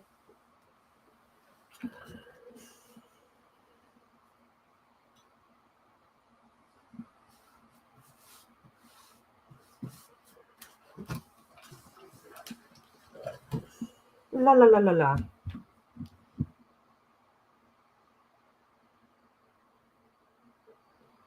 Yeah, they need an iron that doesn't need to warm up and can instantly get hot when it's pressing and immediately cool when it's not touching fabric. This one here actually has this one heats up really, really quickly, and it will turn itself automatically. It will turn itself off. It'll turn itself off automatically if it's sitting like this.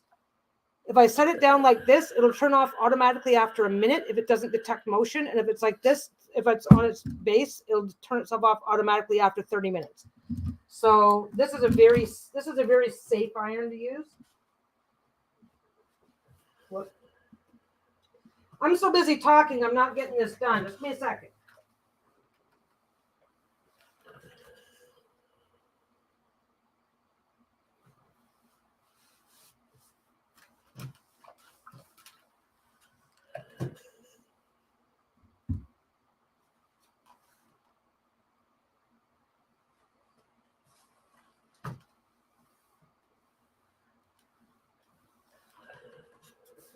Oh, that's what I'm feeling.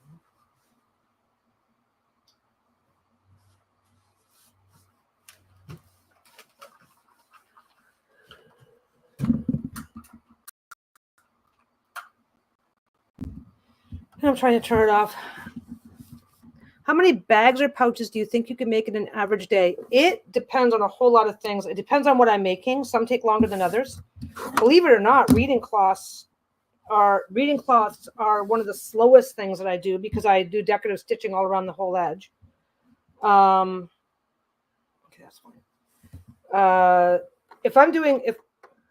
Let's see, what's my thing? 3 point. Yeah, it's perfect. If I'm doing, it depends on a whole lot of things. If I am really, really trying hard, I can do about, if I'm really busting my ass and just getting shit done, I can do probably about 3 of these in an hour. And I can do about 4 drawstring bags in an hour. But then I think it also depends on how long I'm doing it for, though, too. Because if I try to keep up that pace, like there's been days where I've done like 20, 24 bags in a day. But if I try to keep up that pace on a day when, if I try to keep up that pace too often for too long, I end up with sore hands. I end up with a sore shoulder from just the hunching and stuff. So it's variable. I should do that one day and just see. I timed myself once. It's like, okay, I'm not going to dick around, and I timed myself once, not just like trying to go as fast as I could, and I did a drawstring bag in 10 minutes. I can't maintain that. There is no way I can maintain that.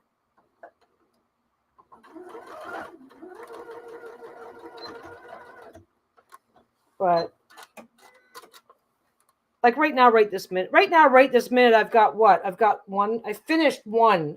I finished one, and I've been on for an hour and a half. So, but like I said, the rest of my evening is going to be today is binge sewing day.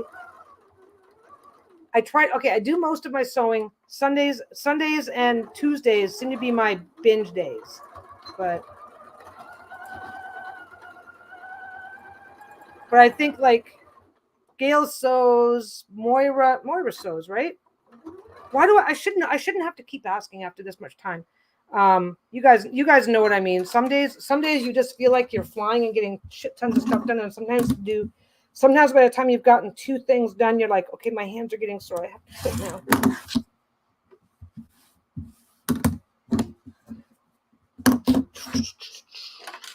Yeah, reading cloths though. Getting a reading cloth ready to go is super. If I didn't do the decorative stitching, I could probably get a lot more reading cloths done, but I like the decorative stitching. I don't think I'm ever going to stop doing that.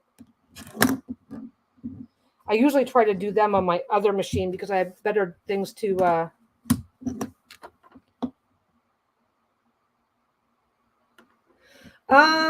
okay.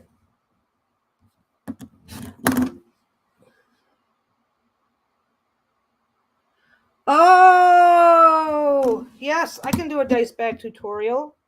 You asked me about that before, and I forgot all about it. Dice bags are pretty simple and easy. We can do one. I just wondered about an average. I realized that they vary somewhat, but if you look at a pile of bags at the end of the day, about how many plus or minus would you have to add to your inventory? Well, okay, so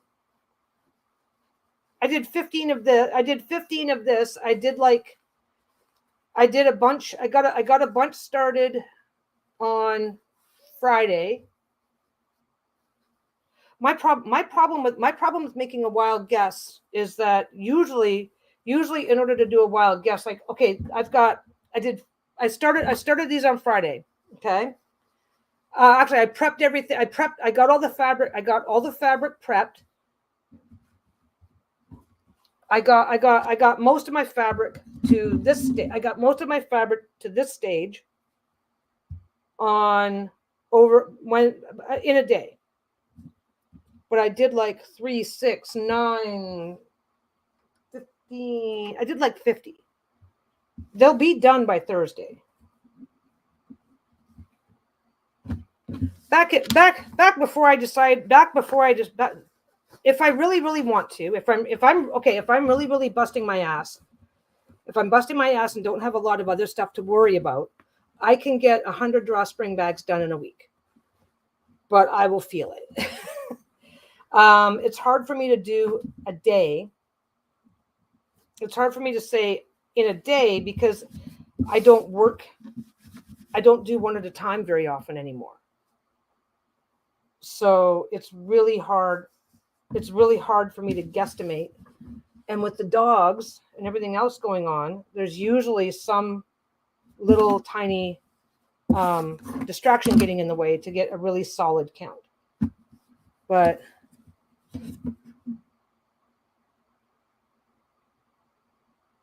yeah, so I don't do them one at a time. I do them in bunches, like they don't add up as a complete product, like off an assembly line. By the time I did like 15. I did 15 of these, and total time without killing myself, 100 a week would be about 20 a day, which I can manage 20 a day. I can manage 20 a day, but I'm probably gonna feel it.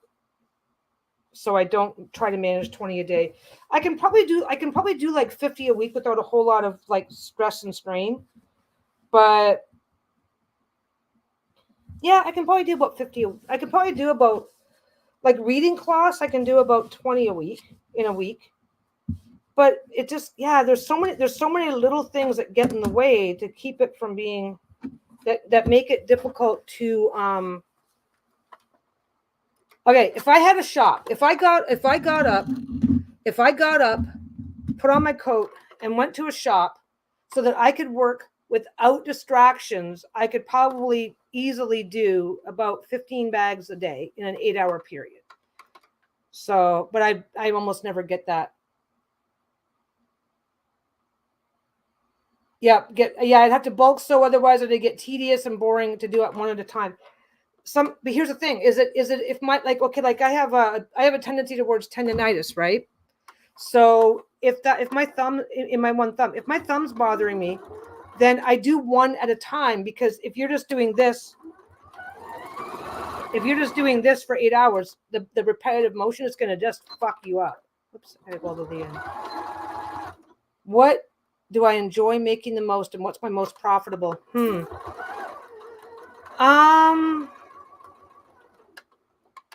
My most profitable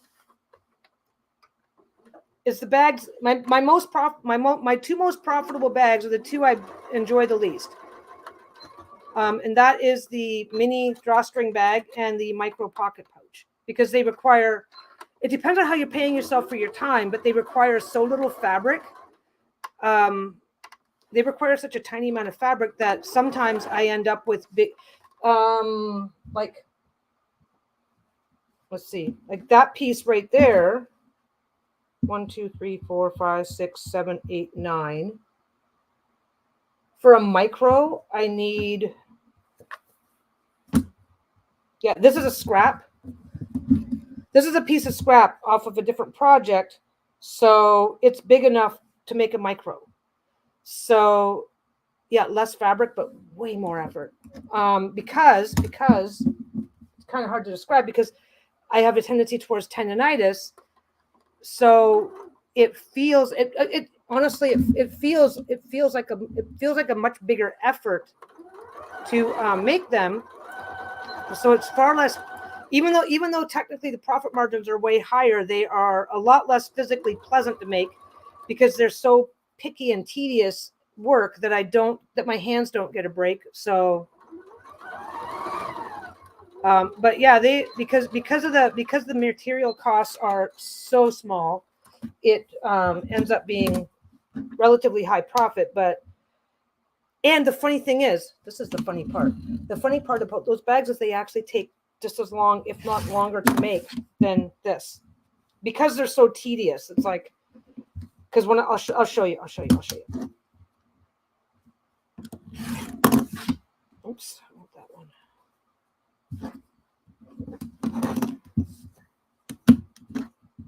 I can give you a comparative. I actually have enough of those pieces. I'm probably going to make a small batch of both, but I probably should have done it. I knew that while we were waiting for the deck to launch, that my energy was going to be all over the place for sewing. So I haven't really tried to do any sewing. Okay, so this bag here, right now, I need to flip it. I need to turn it inside out. Okay, I need to turn this inside out. So now this, I'm going to stick in 3 fingers. I'm going to give it a pull. I can use my whole hand. I'm going to shove that through, pinch it. None of my neighbors are bothered by this. So basically, this, right? Now, when I'm working with a piece of fabric that is this big, you know what? I'll make one for you. You'll see what I mean. I'm gonna stop and make one right now. But when I'm working with a piece this big, I can still use whole hand motions. Whereas when I'm working with something this big, I feel like I practically need tweezers. The good news for me is that I can work at any time of the day or night. My neighbors are the neighbors on this side. It's their living room, dining room because they're set up opposite to us, so they're sleeping. The neighbors downstairs don't seem to be bothered by noise at all. And the way this place is set up is that it's living room, dining room below me and on the kitty corner. So yeah, everybody's in bed. So if I'm having insomnia and decide to sew, I've got no neighbors to be bothered, and my wife doesn't seem to care either. Let us do a thing. Let us faffo. Okay, it's not over there. Where is it? There we go. Hey, we can do a speed test. Okay.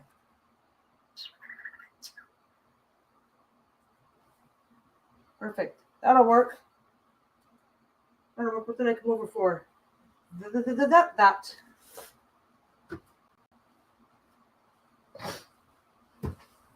Okay. Okay. When I am cutting, my next batch of pocket pouches is going to be standards. When I'm cutting, I cut large amounts all at once. I cut large amounts all at once so that I don't have to fuck around. I can just go over there. I might spend a little bit of time this evening cleaning up. So we're going to see how long it takes me to make a bag. What time is it now? 3:30. Yeah, this star fabric is really, I've actually got more of this. So you turn the iron on. I just grabbed this out of the scrap bin, but it's a good enough match, so I think we're fine. As a matter of fact, it's the exact same match as the other ones I did. It has been such a long time. It has been such a long time since I've made a micro that I still have the black interfacing.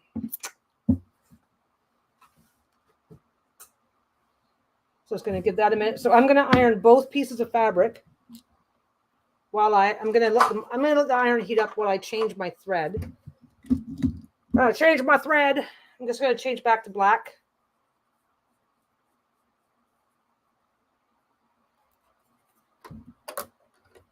Like I said, distractions right now, and hanging out and whatever are a lot of fun right now because I'll be binging tonight anyway.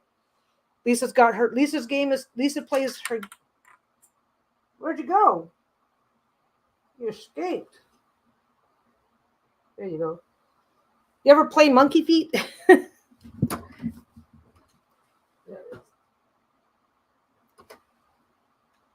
There we go. Put that there. So.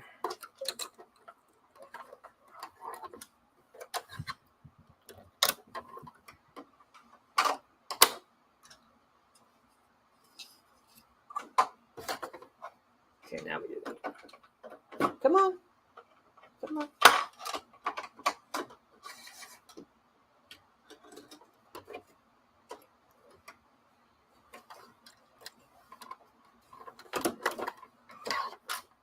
Okay. Iron should be hot. So, iron my fabric. Nice little shot of steam.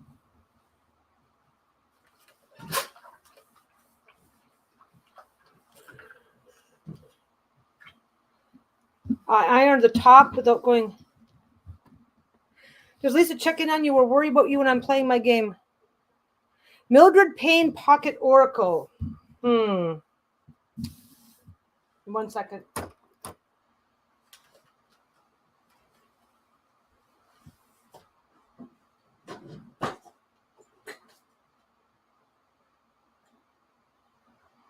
That's a micro, but that's a custom. Damn.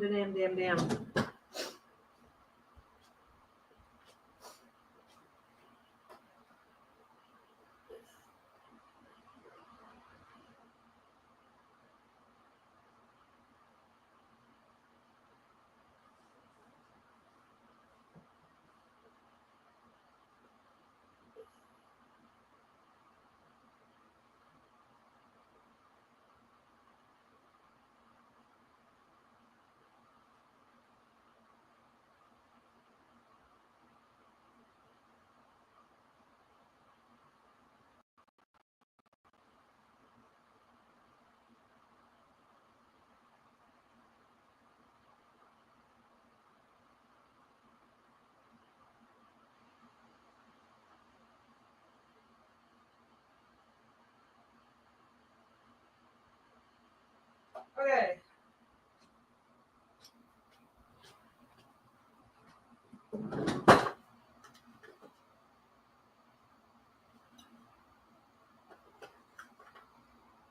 Ha. Okay.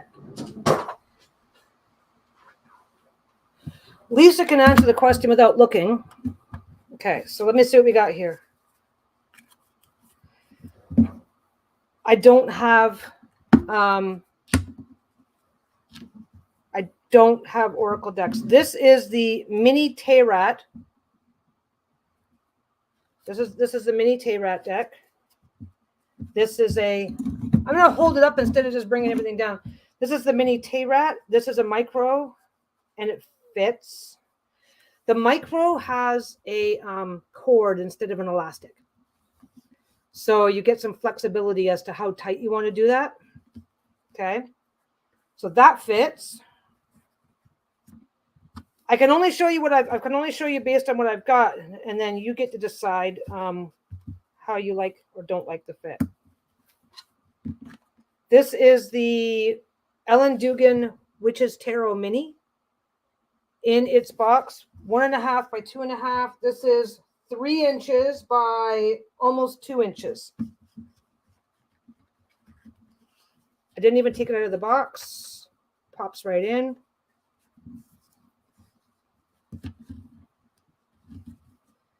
Pops right in. So I would say yes. I would say yes. I've got this one. Oh no, this listing expired. I've only got like 2. I've only got 1 bag that's actually listed right now. I guess I'll have 3. Oh, and the third deck I brought out, I think it's the exact same. The Line Strider. The Line Strider Mini also slides right in the box. So that's how it goes. And then however you choose to tie it up after that. So yeah, it should fit. Now,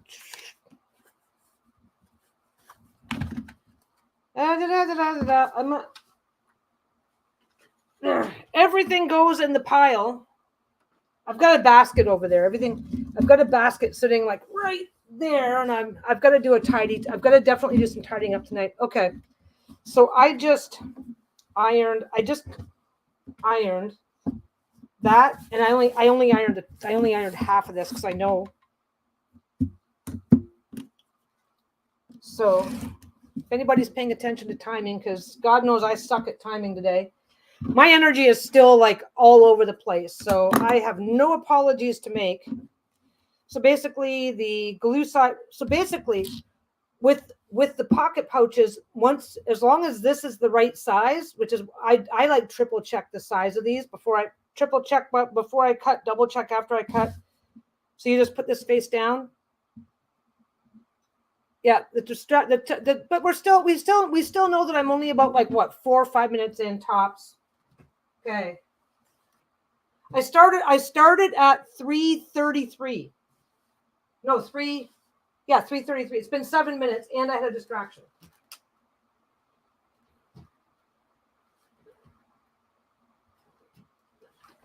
But you know what? We're not going to care about that. Okay, it's a little bumpy. It's a little.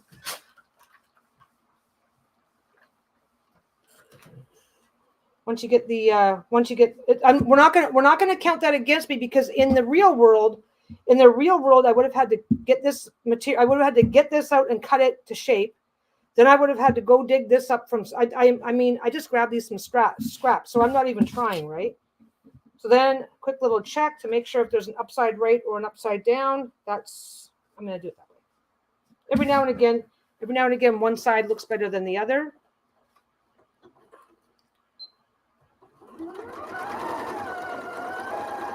There we go.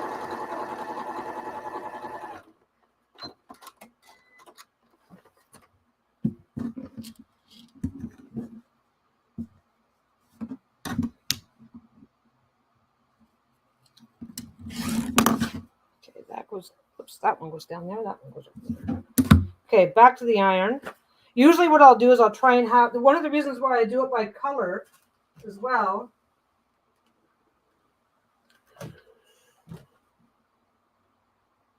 Wait till I turn around again.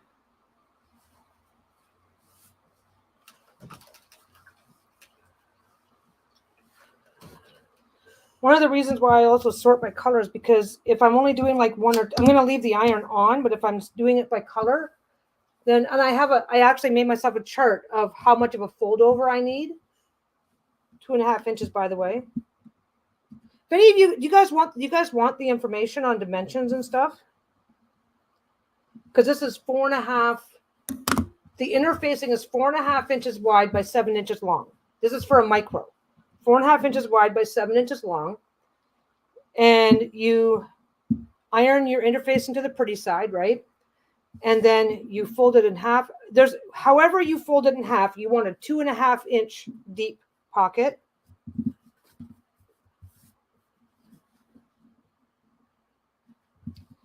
You want to make sure that when you do this, that it all lines up. Yeah, we're not gonna worry about the distraction throwing my time. I already answered that. I told you guys I was like, pin the crap out of it if you don't have a knee lift. You're gonna sew. You're gonna turn the machine, whatever. You're gonna sew as close to the edge as you can get without sewing. You're gonna sew as close to the edge as you can get. Because iron-on interfacing it really is kind of temporary. It's not a permanent adhesive. Once you get to the part where your pocket fold is, sew over, back up, go on. Once you get to the top corner, you're going to flip it. You're going to sew on here. You're going to sew as close as you can get to the black. You're not going to see it very well because it's black interfacing. So this, I sewed as close to the edge while still catching the interfacing. Here, you're going to sew as close as you can while missing the interfacing.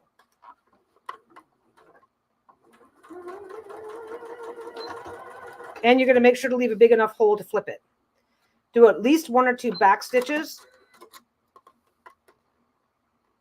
You don't need a lot of back stitches.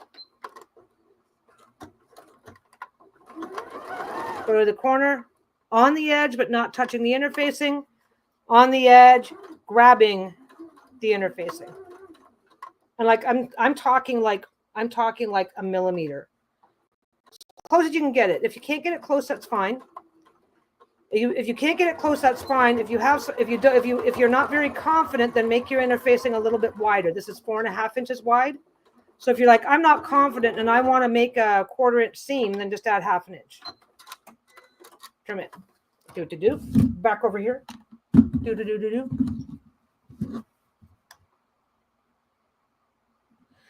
Ooh, that's an interesting question. I would have sucked at raising girls. I have been too much of a tomboy. I think I would have done okay at raising kids either way. I have always been a tomboy, so I think if I had been raising girls as they got older, I think I made makeup, dresses, stuff like that. I think as they had gotten older, especially assuming the question assumes that I remain single and not have a girly girl in my life, right? Then it would have been tough. It would have been, because I'm not a guy. I don't think I'm a guy, blah, blah, blah, blah, blah, but I definitely have that tomboy energy. I would have done really good in some areas, but in other areas not. So basically now I'm ready to flip it. Now there's a reason why this piece here at the top, there's a reason why you're not sewing over that interfacing, and I'll explain as I go. So you're going to flip it, but look at this. I've got 2 fingers in, which is fine, but this is a fingertip process, which is hard on the hands. It's harder on the hands. In terms of timing, it's kind of about the same. But I can already feel the pinch pressure into my thumb. So it's kind of a me thing. If you have really strong fingertip strength and aren't bothered by these tedious kinds of motions, then this is a great, great one.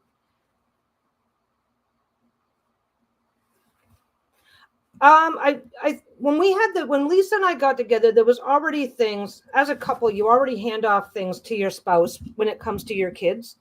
I wouldn't have handed them off. Here, they're yours now.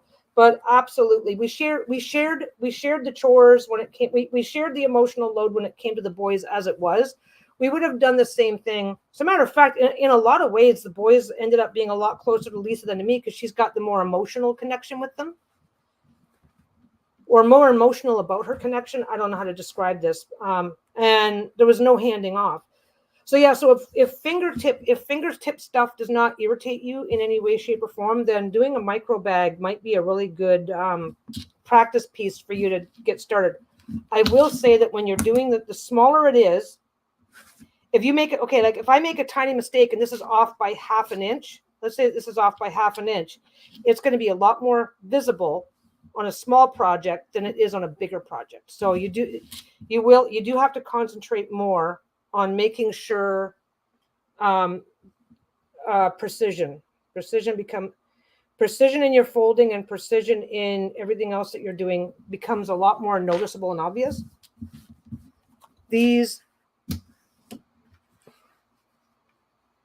I have the little tools for that.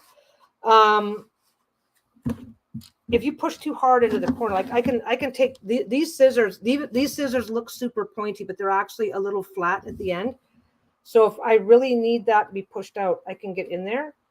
But you really need to get a certain percentage of it done by hand first, or it's just not going to work. And if you're not careful and push too hard, a pointy tool can go right through the corner. Like literally, like you're like da-da-da, and it's poking through like that. Ask me how I know. This takes a 16-inch. Okay, I do a 16-inch piece of. I do 16 inches, but honestly, I try to be a little generous on my 16 inches. Whatever works for you. I've already done it on this end. I'll do it so you see it. You cut at an angle and get that little angle. This is another reason why I say do not. This is why I say scorch, don't. Come on. There you go. This is why I say scorch, don't roast it to death, because that little scorch, you'll feel it, right? You'll feel that little bit of a scorch, but now it won't fray. But if you do a hard on that, you're really going to feel it. So it doesn't matter what you do at the other end, but that end stays pointy. And what I also do is wherever I cut it, this is for future. Cut it. I forgot to do that part, so I'm going to back up. The reason why that is a process, the reason why scorching this is a part of the job for this bag is to make the next bag easier. Okay, measure.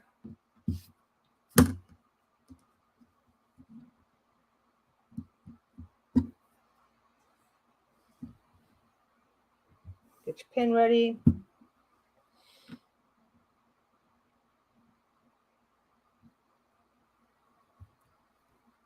I've done a lot of talking about what is and isn't a good design for top stitching. Oh, thank you. I'm glad we were able to keep you company. So a couple of straight stitches here is not a big deal as long as I get my decorative stitch. So basically on the decorative stitch for this one here, the decorative stitch has to catch a very tiny amount of this going through. And it has to be a tiny stitch so that it's not overwhelming the line. Which one did I do before? I had a favorite, but I haven't had this machine back for long. It's got the stars. Can't do that. Okay, I'm going to do the loopy loop because it's the easiest one. I'm going to make it really tiny.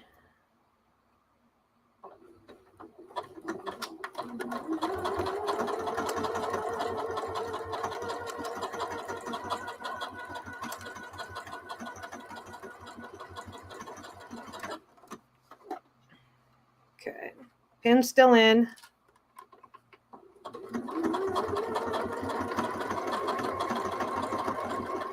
Pin is still in. Watching, watching. You can sew right over a pin. I'll pick that up in a second. There we go.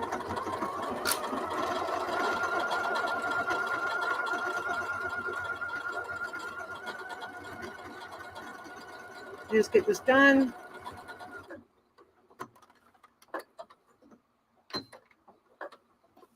Get one extra stitch. You can sew right over a pin. It's just that if your machine, for the most part, you sew it over a pin, the needle comes down. It's usually going to miss your pin. Absolutely. Put your question down. I'm almost done with this, and then we'll do a time check, and then we'll see how long it took me. Okay, so with this design, with these teeny tiny things here. Now this is done if it was a regular size bag, but I have to. On the other bags, if you don't like the way it caught the material, you can go back and put a stitch right at the very entrance. I didn't turn my machine very well. So the stitching is in on the machine. When you're doing the regular size elastic, sometimes you may want to come back and put a little extra stitch right here for reinforcement. On these, you have to. There's no way to get your stitch small enough. So then you just go back to a straight stitch and bring that down. Make your straight stitch really tight together. It's literally 4, 5 stitches. 1, 2, 3, 4, 5. Once forward, once backward. Because you have to back stitch anyway, right? You have to back stitch anyway. So just 4 stitches forward, 4 stitches back, and then you cut. It is such a narrow. This is such a narrow. This is such a narrow piece of. This is such a narrow piece here that don't bother back stitching. Just go forward and then come. Just go forward. Start at the edge, go forward, and then just come all the way back, and then you're done. You got to reinforce stitch.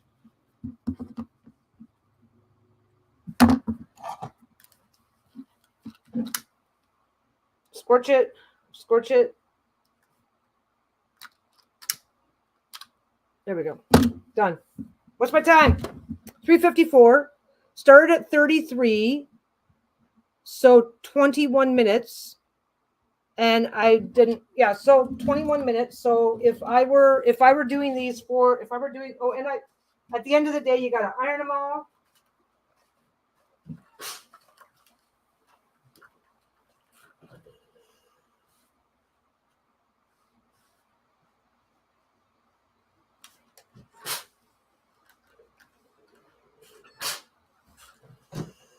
Done. Yeah, pretty much. Yeah. There. So that's done. And that goes around and that will cover up. That will hold a lot of that. I think it holds a lot of Lenormand depths. Anyway, that's it. So 21 minutes when I'm not trying to rush or go crazy. And we will count that 7 minute because sometimes distractions happen. And I never took the time to actually select the fabric. So probably 16 or 17 minutes in reality to do one. So yeah, that's one bag. So a follow-up question. That's okay. That's okay. Here's the thing. I've got 2 dogs. Okay. I've got 2 dogs with incompatible. It's incompatible because it's incompatible. They both have different dietary requirements on different schedules. So we're feeding them. One of them or the other is always bugging me for something. So there's that. There they go. So I'm going to just get back to this. I'm still here if you have time, I have a follow-up question to the reading you gave me on Friday, but no rush, no pressure. I'm easy. Yeah, just go ahead and get your question up. I'm just going to finish up this other bag that I'm working on. So yeah, if I'm having a lot of distractions, it can take a while. But tonight, okay, Lisa's got game. All of this is prepped. I'll be able to. I'll finish this. I'll finish these. These 2. Actually, I'm not going to cut my. I've got one more. I'm going to keep going. So I'll finish that. And there's only 3 of these. So I'll probably finish all of this. And then prep. I will probably finish all of these and have time to prep for whatever I want to start on as of tomorrow. If there's a lot of distractions from the dogs, I don't have to cut my elastic yet because I still got 4 of those to go. So I'm just going to put this away. Should I respond in some way? Oh, should you respond? Yeah. Because you were asking about how should you respond, and now you're like, should I respond at all? Okay. I'm gonna leave you hanging for a minute. I've got 3 of these, and I like to make sure. Oh no, I don't need to do that. I gotta switch. You know what? I'll do the reading first because I've got to put my one distraction led to another distraction. I'm fine. Everything's okay. Everything's fine. I got to change my thread back and do a bunch of stuff. Do you buy your fabrics in a store, or do you order them alone or pick them up with Lisa? I buy a lot of my fabrics from a local store called Fabricana. When I'm buying online, I have bought Joanne, whatever the fuck that American company is. They, every now and again, they I don't know if they still do, but they used to ship to Canada. So every now and again, I would find a good fabric from them. So I've bought from Fabricana online, but I don't buy my fabrics online very much. It has to be a really, really. Do you guys remember the fabric that I had that was purple with the moons? It had the circle of moons and stuff in the center. I got that from Joanne because somebody called my attention to it. And anyway, I don't usually order from the States, is the punchline. And I don't usually order from big chains. So there's a place there's a small chain of like 4 or 5 stores in Ontario called Lens Mill. I order online from them sometimes. And otherwise, I mostly just go to Fabricana. But right now, I've got so much fabric. Don't get tied up in red tape unless you're into that. Following sound advice doesn't have to mean following every rule. Okay, I think I already have it. Okay, that was just me being clumsy. That was not a jumper. Okay, no, that's me being clumsy again. That was the jumper. Let's see what else we got going on here. I'm just getting clumsy because I can.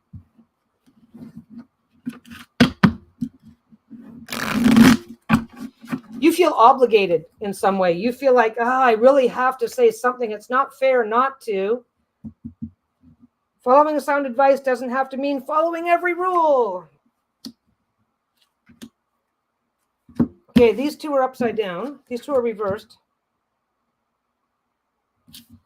Okay, what is that tingle in your pants? Inspiration is a fuel you need to pursue your passions, and it was reversed. And this was also reversed. Dare them to 9 of Wands. Dare them to play chicken. You know you'll win. Your endurance is being tested. Stay strong. And this is reversed. Okay, so your endurance is being tested. Don't give in to pressure. Period. Don't give in to the. So I'm just going to turn them upside right. So I'm turning. I know they're reversed, but I'm turning them. I'm turning them back to normal so I can read them better. Okay, inspiration is a fuel you need to pursue your passions. You know you win. Your endurance is being tested. Stay strong. So basically, you're feeling an obligation to respond, and you really don't know what to say. That's what I'm seeing right here. It's like the Hierophant. Don't get tied up in red tape unless you're into that. Following sound advice doesn't have to mean following every rule. So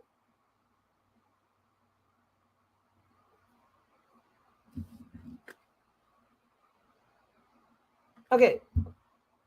Before you decide whether or not you need to respond, you need to decide, okay, don't do it for them. Okay? Don't do it. Well, if it's not doing you any good, that wasn't reversed, those 2 were. If it is not going to be helpful for you, do not owe them anything. Whatever's going on with this person, you do not owe them anything. You do not even owe them an acknowledgement. Now, I'm thinking Inspiration is a fuel you need to pursue your passions. So it's like, yeah, what is that tingle in your pants? Dare them to play chicken. You know you'll win. Your endurance is being tested. Stay strong. So it's really bugging you that you haven't responded. It's like the kind thing, the constructive thing, the expected thing is that I should respond. And it's really bugging you that you haven't responded. You really need to explore that. You really need to explore what are you getting out of responding? Because if the answer is nothing, then following the sound advice, yeah, okay. Like, don't get tied up in red tape. Red tape is the rules, right? This person reached out. I owe them something. You owe them nothing. Don't get tied up in that. Now, if it's going to benefit you, then absolutely. Then respond to them in whatever way makes you feel the best. But if you're doing it for their benefit, remember that you don't, just keep in mind, you can recognize that this isn't going to do you a damn bit of good and choose to respond anyway. But make sure that you are choosing to respond. Make sure you are choosing to this. Okay, this person has reached out to you. Make sure you are choosing to respond because that is what you are choosing to do. And not that you are choosing to respond because that is what you are. That is how you are reacting. Yeah, it's playing with your shouldn't I is messing with your mind. Well, just the thing, and that's the thing that you need. That is what you need to be exploring. What do you owe them? Now, if this is fucking with your head and if this is fucking with your head and hurting you in some way, okay, this is the fucked up part. It's not going to do me a damn bit of good. It's not going to do this. It's not going to do this. But the should I or shouldn't I is making me a little nuts. Okay, then you probably should, just to get it over with. But recognize, take the time to recognize what you're doing and why you're doing it so that you can respond in whatever way is best for you.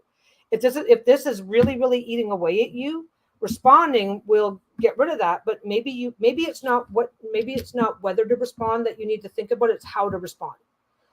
I mean, your response could be, I'm going to let you know how I feel. And by the way, I don't want you to ever contact me again, so I'm blocking you. And it's not my job to make you understand, right? So it might be so if this is eating away at you and you feel like it's not going to go away until you respond, then let that help you decide how you should respond, because following sound advice does not mean you have to follow every rule. Just because there's an expectation does not mean you have to do it according to somebody else's rule book. Hey, thanks for reaching out, blah, blah. By the way, this is how I feel. Oh, and just so you know, I'm blocking, thanks, but thanks for that. And I'm going to go ahead and block you now. So I have a feeling that you're going to respond. I have a feeling that regardless of what you do or don't want to do, that you will respond. I don't think you're going to be able to help yourself. So just make sure that you're responding in a way that respond in a way that takes care of you. Do not respond. I have to be nice because, no, you don't. You can say, hey, thanks for responding, but go fuck yourself. I don't want to hear from you again. I don't know what your situation is. And of course, it's not my job to make those guesses, but make the response, any response that you make, do exactly what works for you and not one step more. Do not placate their feelings or make them feel better. Yeah, you're a people pleaser. So, okay, Lisa's a people pleaser. If somebody were to, she would probably respond. I can only tell you, okay, I'm going to just, let's take the cards away and make the personal observation. Lisa would probably respond because she's definitely people pleaser energy. She would probably respond. So what she works on is making sure that she is responding in a way that honors her own needs first and prioritizes her own needs first.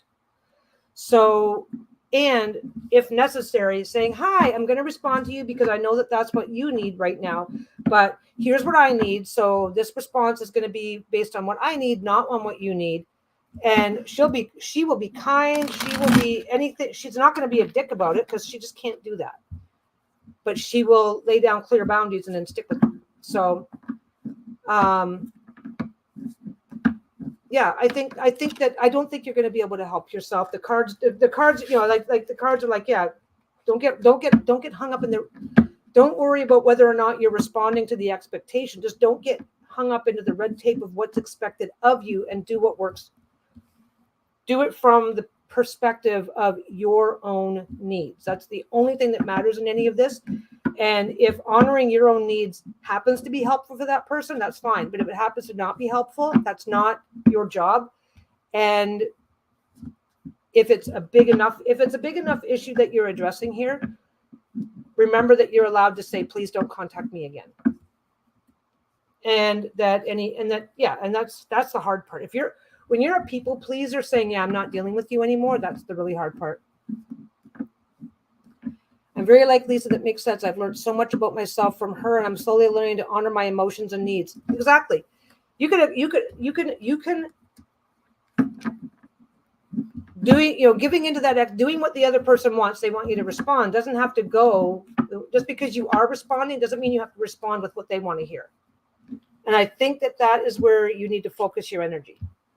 Focus on telling them what matters to you, and then and follow up with what you expect going forward. Even if what you expect is don't contact me again. Don't leave the door open. Don't leave the door open unless that's what you're wanting to do, and let them know exactly how open or closed the door is. I think that's where you are right now. That's my thinking anyway. Okay. Any other questions? Anybody else have a question? Anybody else? Okay. I'm going to switch my thread back and get my shit back out. Trying to remember exactly where I'm at and all this stuff, but it's always really hard. I mean, it's really easy. It's really easy. Being a people pleaser is actually really easy. It's almost always the path of least resistance in most situations, and then it starts getting out of hand. I don't think there's anything wrong with carrying some of that energy into your world, but yeah, just take a look at what you need. I don't know. I think we've all gone into people pleaser energy some way, somehow, with someone, even if that's not our natural default. But anyway, I hope that helps. Okay, where's my camera this time? Where's my camera? Over there. Where's my pop? Over here. You know,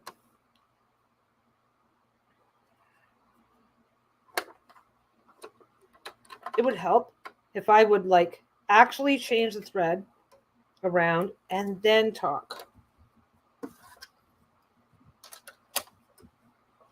Okay.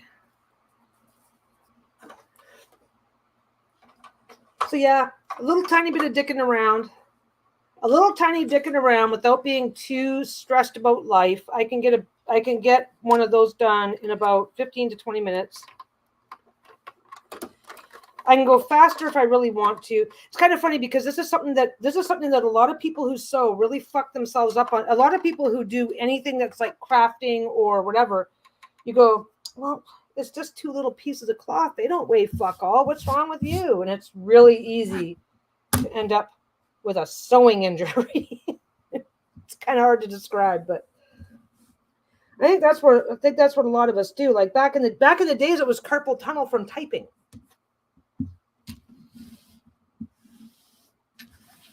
I think it makes sense. Lisa and I have these conversations all the time, so I'm always really good at going, do the thing. I get it. I really do. I've had a front row seat to watching Lisa struggle with some of this stuff.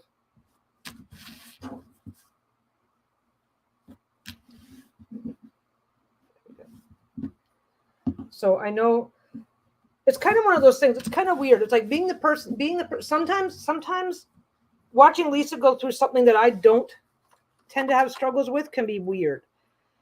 And it's hard to, it's weird to say I get it when that's why. It's like, why is this not doing anything? And it's like, because I still had that teeny tiny stitch loaded. Don't forget, if you're using an electronic sewing machine, double check what it said. Double check your stitch lengths and stuff as you're switching back and forth around your projects. No, you weren't. Here's the thing. Yeah, this is the interesting position in life that I'm in. Yeah, Artemisia says, sorry, I didn't mean to go all heavy on you there. The really interesting thing for me is that, like, I have opted to be a people pleaser in some situations just to get by and stuff like that, but I'm generally not a people pleaser energy kind of person. So it's easier, it's way easier for me to discuss it than it is somebody who's also a people pleaser. So I don't know how to describe this, but it's easier for me to go, yeah, like, I mean, I get it. You're gonna be tempted. You're gonna be tempted to respond because that's the expectation, and you probably won't be able to help yourself, and don't feel bad about that. It's a lot easier for me to say that and not be bothered, not be upset, like, because I have watched the struggle. I understand it to a certain degree, but I don't know how to describe this. I really don't. It's making me sound like such a sanctimonious dick, to be honest. But it's a lot easier. It's a lot easier for me to talk about it, to talk about this sort of stuff, because it's, how to word this? It's not as personal to me. I'm not okay. I'm not going to get triggered by discussing this. Does that make sense? I understand what it looks like. I understand what it feels like, because I think most of us have been a people pleaser for somebody, for some situation. You might have rock hard. You might have solid as a fucking mountain boundaries, except on the job because you really need the money and can't afford to get laid off. Right? We've all been there. We have all people pleased some way, somehow, to somebody, but I can discuss it to death, and because it's not going to, and I guess maybe triggering isn't the right word either, but I'm not going to be I'm not going to be impacted in the same way as somebody who could have triggers around being a people pleaser. But I've also, 20 years living with a people pleaser, I understand it in a way that I wouldn't have understood it 20 years ago. 20 years ago, I'm like, yeah, just tell them no. Tell them to fuck off. You don't need to deal with that shit. And it's like, I never had to, it was easy for me to mouth off about it because I never had to look at the aftermath. And then I got married to somebody who was a people pleaser. And it's like, oh, wait, this is not okay. I understand exactly what you mean. For example, I'm everyone's go-to for advice because it's not about myself. I'm fine with discussing anything and everything. Exactly. That's kind of the space I'm at. And I know some people, like, for some people, discussing things that are also an issue that they struggle with, if this thing that you're asking me for advice on trips into my triggers, I'm going to have a feel, a thought, whatever. And I don't, okay, I've got my own baggage. I've got lots of baggage. I've also had a 20-year head start on dealing with most of it over Lisa, because I'm 13 years older than her. But I've got plenty of my own baggage, but a lot of my baggage I've been working on for like ever. So I'm not impacted the same way as somebody for whom the baggage is still new. But yeah, I don't know. The funny thing, you know what? I'm like a, if I had the resources back when it would have mattered in life, I probably would have become a psychologist. So that certainly makes me a little bit more hardwired to have conversations like this. But I'm not a psychologist. I don't want to pretend I am. I'm not even close. I hate people that do that. I hate people that, like, there's one social media person right now that took like a 6-month life coaching course, and she's all on about how she heals trauma now. I took a life coaching course now, and now I heal people of their trauma. It's like, oh my God, I'm like, somebody needs to arrest this. Life coaching has a lot of valid applications, but as trauma is, yeah, no. So don't ever think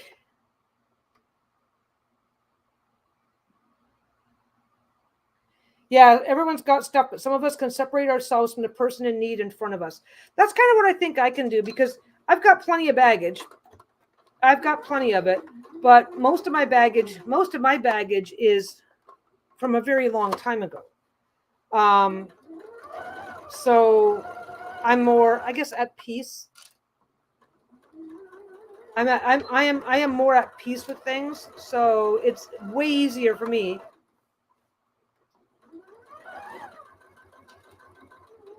It's way easier. It's way easier for me to discuss things a lot more matter of factly. I don't know what the word is. Yeah, see, now that one's not going to be big enough for anything. This is something else. This is something else that this I can get away with this ruler. If this ruler fits on here, if this ruler fits on the extra space with X amount of leftover space around it, I already know at a glance that I can use it for a micro or a mini. Oops, that goes there. I always cut my seam allowance along the top where the hole is at 3/8 of an inch because it makes it easier for me, at least, to flip it. Once I flip it, it makes it easier. It makes turning this in and getting a nice straight line a lot easier. Yeah, I get what you meant. Anyway, okay, it is 20 after 4. Lisa's live doesn't start till 6, but we still have to like slot dog walks and dinner in there somewhere. So I'm gonna have to start saying goodbye soon. But yeah, I should probably get going. I keep saying that. Everything else, it takes me like, yeah, see? Look who just woke up. It's like, oh, I better start getting ready to wake up now. Because she was just laying there waiting for it. Yeah, you bum. I see you. Oh, she's busy. She's busy. She's ignoring me still. Whew. Certain words I just can't say. Anyway, I'm going to get going. I'm going to get these dogs walked and get dinner going. We're so lazy. I just got a... Actually, I don't know if I'm lazy or not because we did the math. This is how fucked up is this?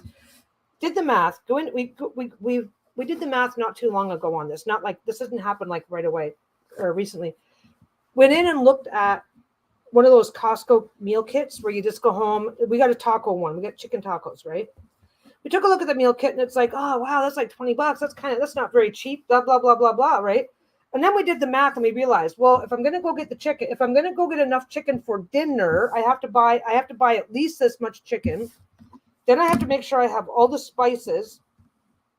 And we realized that if you don't have, we got to get the chicken, the spices, the cheese, the tortilla, the salsa, the sour cream. And we realized that in order to go out and buy all the individual ingredients to make this, it was going to cost us about $40. You're quite welcome. So we realized it was going to cost us a minimum $40-50 to get the ingredients that we need to do chicken tacos. And like I said, this is from a conversation we had like weeks ago, right? It's like it's going to cost us $40-50 to get all the ingredients that we need to have chicken tacos. And if we don't make it a point of having chicken tacos regularly going forward, then what's going to happen is the leftover sour cream, the leftover cabbage, the cheese we would use in something else. Most of the ingredients, like that $5 bottle of that $5 to $7 bottle of salsa, depending on what you're getting, that $4 or $5 container of sour cream, that was all going to go bad. Did the math and realized it's actually cheaper because it's interesting. You do that. You sit there and you go, wow, blah blah. If I get these meal kit type situations that we're seeing in the groceries, well, there's like Fresh Prep and all those other food services. Then there's like the meal kits that you get at your grocery store or at Costco.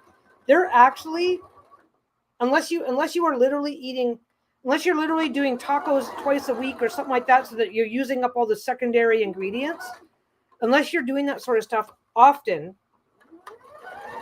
you're going to ultimately end up throwing away the excess. That's what we did the math, because that's why we did the math, because we did a kitchen cleanup and realized that most of the sauces that we had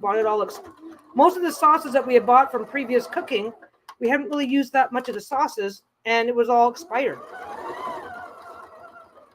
sour cream was expired. The salsa was expired. The everything. It's like, this is stupid. So we're doing a lot. We're doing like, yeah, we go to Costco. We went to Costco and got a taco kit. So that's dinner tonight. So that's going to be fun. And we picked up a rotisserie chicken. So we have extra chicken for this if we decide we don't have enough chicken in the kit.